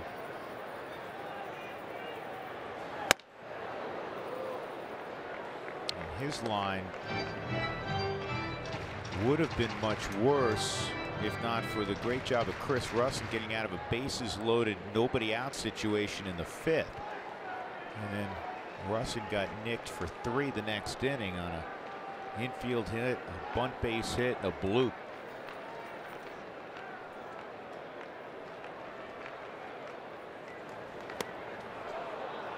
Here's a strikeout. Peralta gone. That's the 2nd out. That'll bring up Pollock. Center fielder. I like the fact we just showed a shot of John Gray. So often, and there's nothing wrong with it, it's kind of how it works in baseball, where pitchers, once they lead the game, they'll stay for that half inning if they're removed in the middle of the game, middle of the inning, and then they usually will go up, shower, get treatment, ice, whatever, and watch from the clubhouse. Right, and then don't come back out to the bench. Right, don't come back out to the bench. I like that John is still out there on the bench and rooting his teammates on. Sharply hit, Nolan, and a great pick at first by Desmond. Well, the first special play of many to come this year by Nolan Arenado. Rockies with plenty of work to do. They're down by 6 going to the 8th.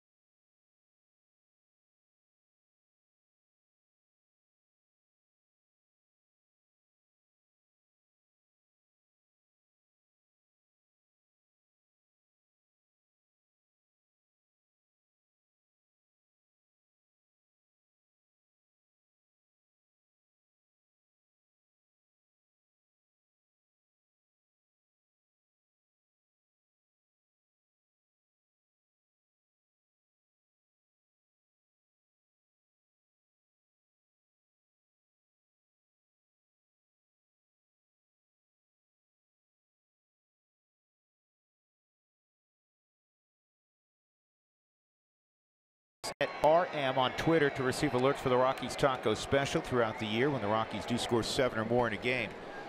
Archie Bradley continuing on. The Rockies down 8-2. And the top of the 8th inning, Nolan Arenado, Trevor Story, and Carlos Gonzalez. Ryan Spilborghs is field level with Jeff Houston. I'm Drew Goodman. Well, it's great to have opening day. Unfortunately, the Rockies are in a tough spot right now. Well, they are. I mean, down 8-2. They had some opportunities early on, but I think the number that jumps out, 17 runners in scoring position for Arizona. I mean, you can't keep digging yourself a hole like that and then giving up the hit. They still have 6 outs to work with. It was just he jumped on him early. Seemed like every time you get just close enough, the difference was a couple double plays that you hit into and then not making that pitch.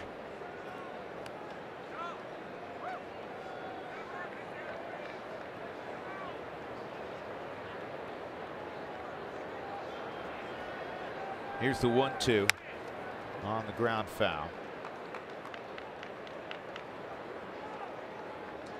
Well, the whole, kind of mood of the game is always set by the starting pitcher. And, today, Patrick Corbin threw the baseball better than John Gray. He was more effective than John. And John, after a rough first, did pretty well in the second, third, and fourth, and then ran into an issue in the fifth, and they got out of it because of the great work of Russin. The Diamondbacks kept the heat on, and the Rockies have some hits, but their only 2 runs came on solo home runs. LeMahieu in the first, and then Nolan hit one out in the 6th. When Nolan hit his home run, it was a 3-1 game, made it 3-2. And that was right after that previous half inning where Cargo made the catch down the right field line and kept the run from scoring. An odd next inning against Russin. The leadoff walk. Chris doesn't do that very much, and then the bunt base hit by Dyson. Bradley strikes out. Nolan, 1 out. Shortstop, Trevor Story's 1 for 3.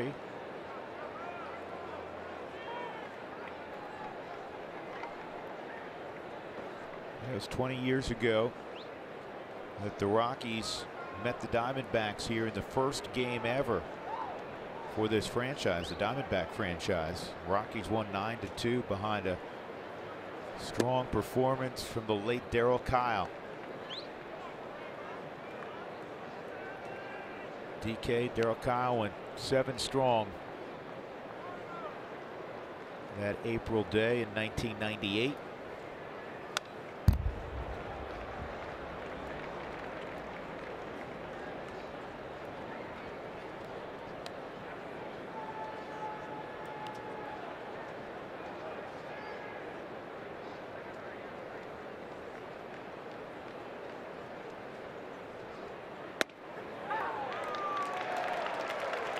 That's a dandy pitch from Archie Bradley. Yep.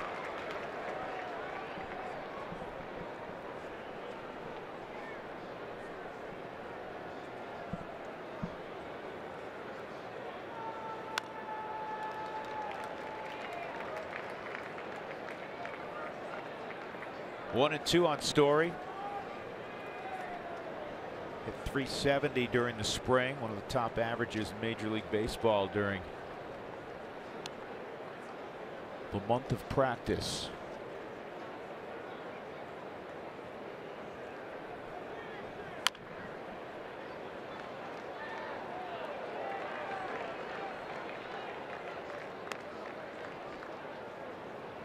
You see, he's done some damage against Bradley, 3 for 5.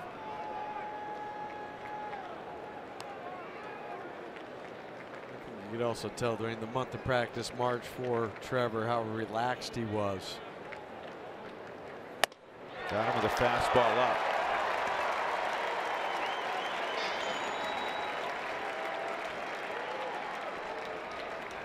Folks, MLB.TV Premium is back, and it's better than ever. Watch every out of market regular season game live on over 400 supported devices. Visit MLB.tv for more details.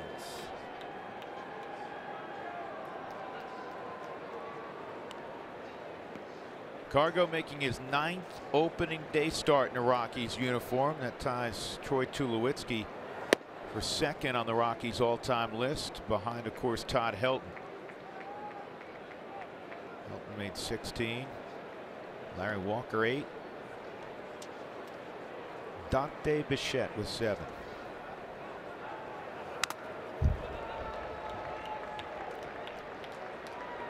Go off Gary Cederstrom's mask. Alex Avila immediately turned around. Gary didn't move. No, he did.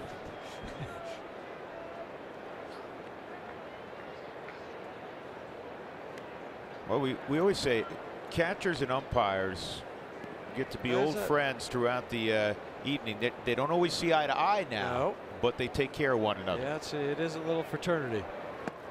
Breaking ball outside, 2-1.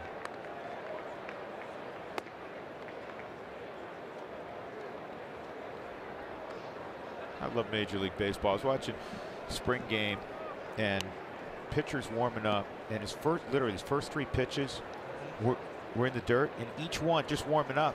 Ball gets thrown out. Umpire reaches in a bag, throws out another pitch. Oh, he's got to have a new pill. Can't have anything with a scuff mark on it. No. And then you go to a high school game where you have to wait till the foul ball comes back before you can continue play.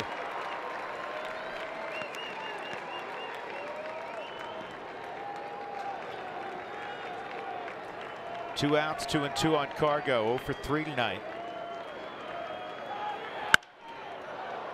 And this is in the air to left field, playable out there for Peralta. 1, 2, 3, 8th inning for Archie Bradley. Diamondbacks 8, Rockies 2.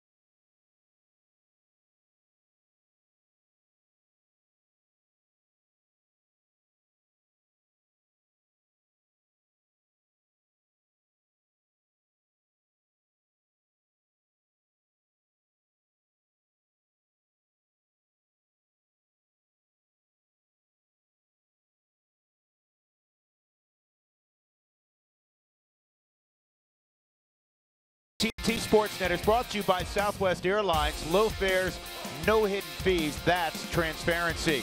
And by STK. STK Denver combines the modern steakhouse and chic lounge into one 5 dining experience.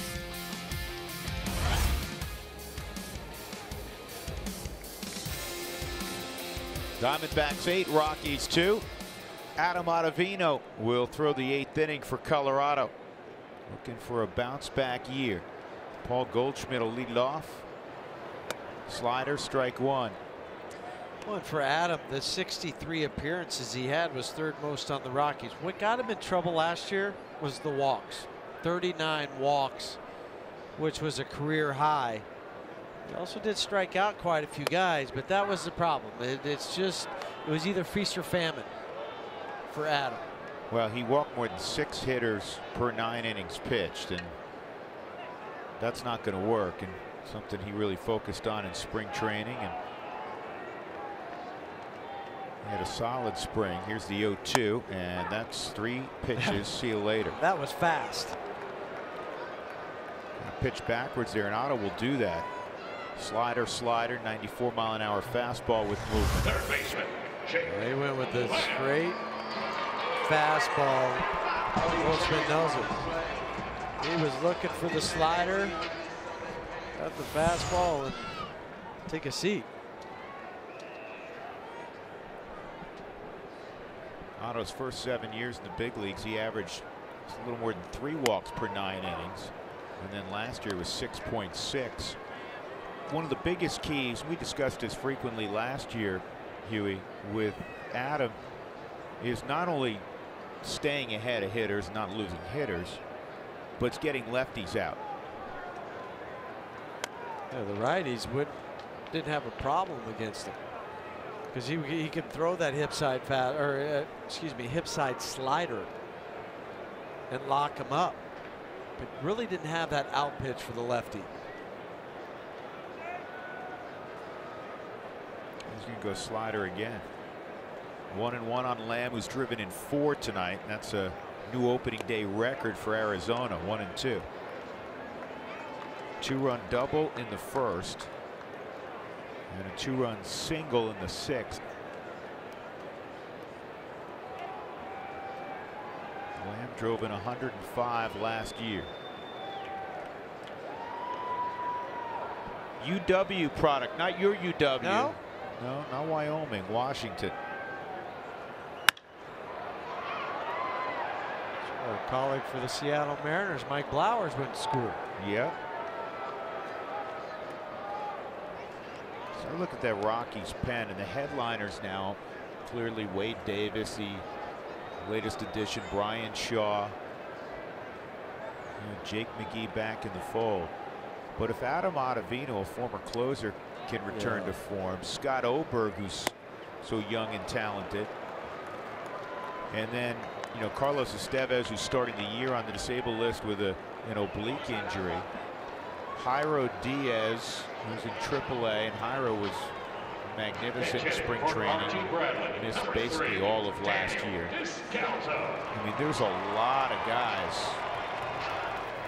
There are, but at the nice that you don't have Wade Davis, where maybe you don't have a Jake McGee who made a lot close some when Greg Holland wasn't available. To me, Adam's the X factor. He is the guy that, remember a few years ago, he was going to be that closer, and then he had the Tommy John surgery and never had that opportunity. Daniel Descalso pinch hitting. This is now the pitcher spot, the 5-hole. In the 9th inning, Fernando Salas will be on the hill for Arizona. And a slider for a strike, 2-1.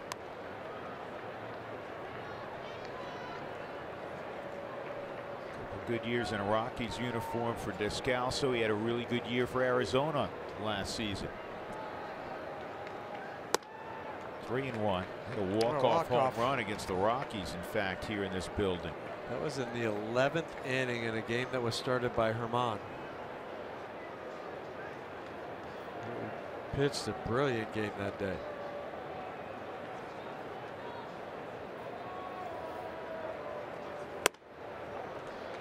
And Ottavino, a 2-out walk to Descalso. That'll bring up another left-handed bat in Avila. Well, you don't want to miss the action when the Chicago Cubs make their only 2018 appearance at Coors Field. That's April 20th through the 22nd. Purchase your tickets online at Rockies.com.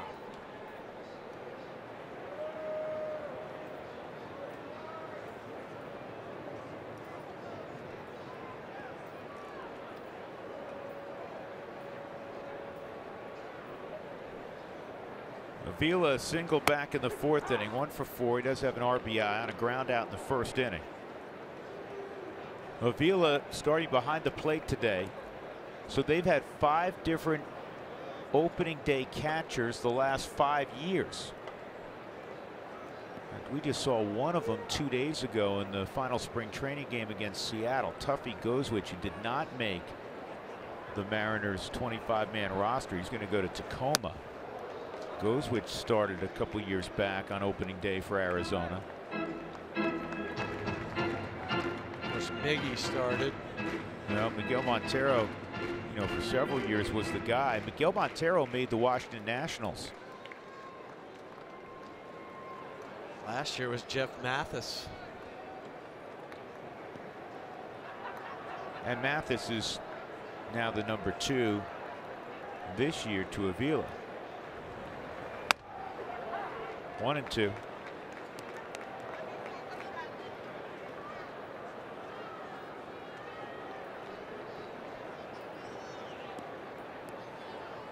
Wellington Castillo is also part of that group of catchers. That's right.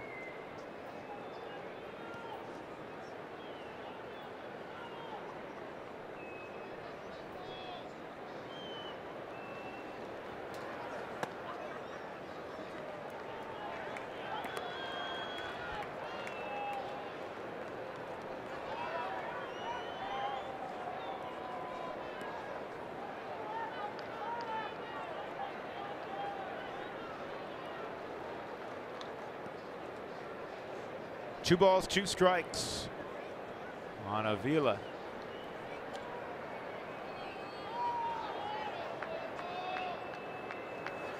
And a strikeout to end the inning. So a walk sandwiched between a 3 strikeout frame for Mr. Ottavino. 8-2 would go to the 9th.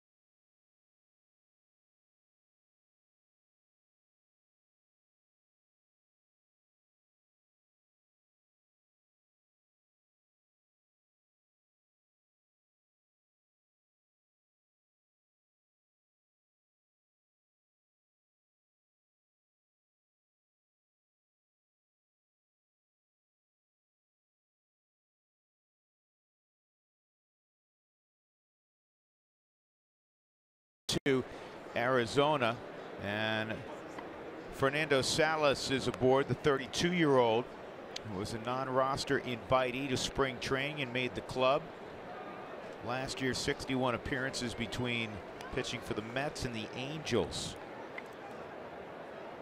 Ian Desmond lined a single to right in the 6th inning. He's 1 for 3. Outside, ball 1. With the big lead, get a chance for Torey Lovullo to get Salas into the ball game. A huge strikeout pitcher, 5.22 ERA.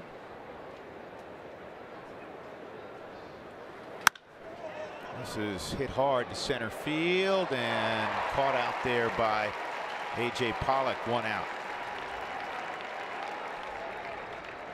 Archie Bradley ended up going 1 2/3.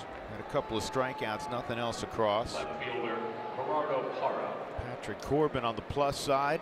John Gray has the hook. 5 2/3 for Corbin. 2 runs, 7 hits, 8 strikeouts. Did not walk anybody. John went 4+, 3 runs, 6 hits, walked 3, and struck out 4. Gerardo Parra, 1 for 3.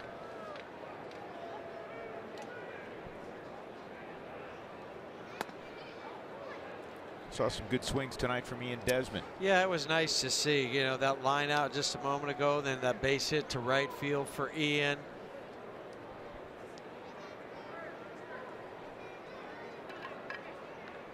Gerardo had the big hit, or excuse me, the hit in the second inning, right back up the middle off of Patrick Corbin.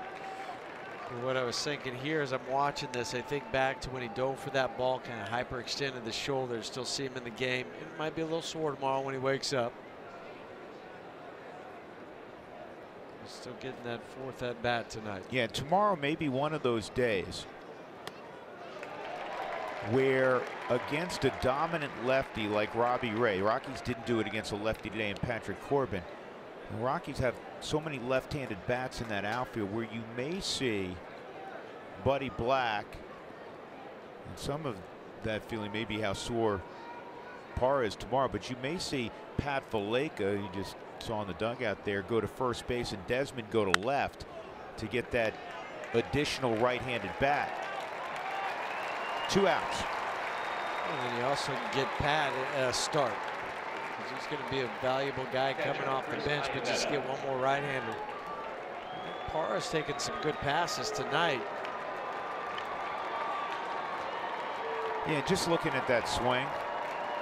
If that right shoulder was really hurting, you wouldn't have seen the. I mean, that was a good pass. That's what I'm saying.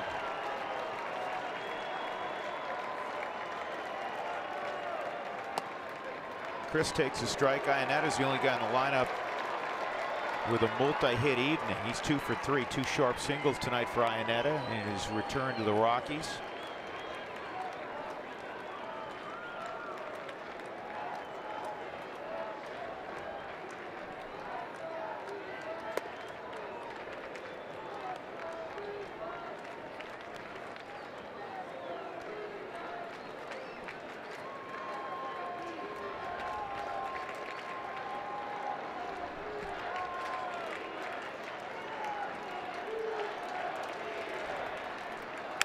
And another base hit for Ionetta. Good job by Chris. 3 hits. Yeah, 3 for 4. Welcome back. And now we give Ryan McMahon an opportunity to pinch hit. McMahon was up last year, Pinch hitting, number 24, but didn't get Ryan many McMahon. opportunities late in the season. He had just 19 at bats, 3 hits last year. You know, we always tell you about what happens during batting practice, and we often tell you how frequently Cargo hits, you know, the most effortless 470-foot shots. This kid's got easy pop. And the Rockies hope that it translates. He tore up AA and AAA last year, and he had a great month of March to earn his way onto this 25-man roster. I like the way you put that. He earned his way. He hit, and he hit some more.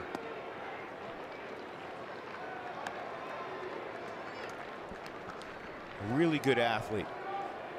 Came up as a third baseman. He's playing first right now primarily. He can also play second. He picked that up last year in the minor leagues. Good swing there by McMahon, and 1 and 2.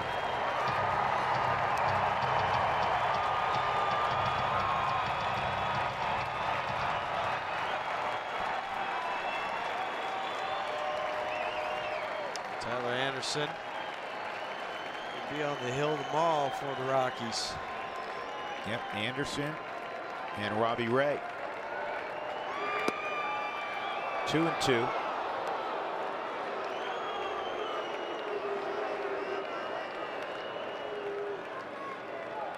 pitchers always huddled together. There's Kyle Freeland and Chad Bettis also in that shot a moment ago.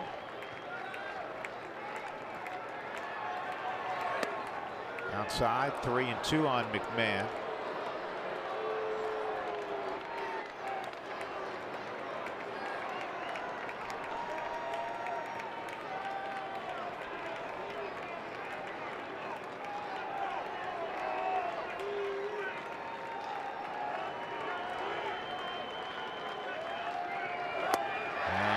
Swing and a miss will end this game 1 of 2018. The Diamondbacks prevail 8-2. Corbin gets the victory. Gray takes the loss. And that snaps a 3-game winning streak on opening day for the Rockies. They now fall to 14-12 all time in openers. Very quickly, Jeff Houston. They were outpitched today. They were. Even from the starters to the relievers, that was the difference in the game. D-backs came up with some timely hits. I think what Bud will say in here, John did pitch well, but it's still just one game. I know it feels like a lot more, folks, but it's just opening day. It doesn't count for 2 or 3 wins or 2 or 3 losses. And now the grind begins. Now it starts. Once again, the final score, Arizona at Chase Field this evening, 8-2 over the Colorado Rockies.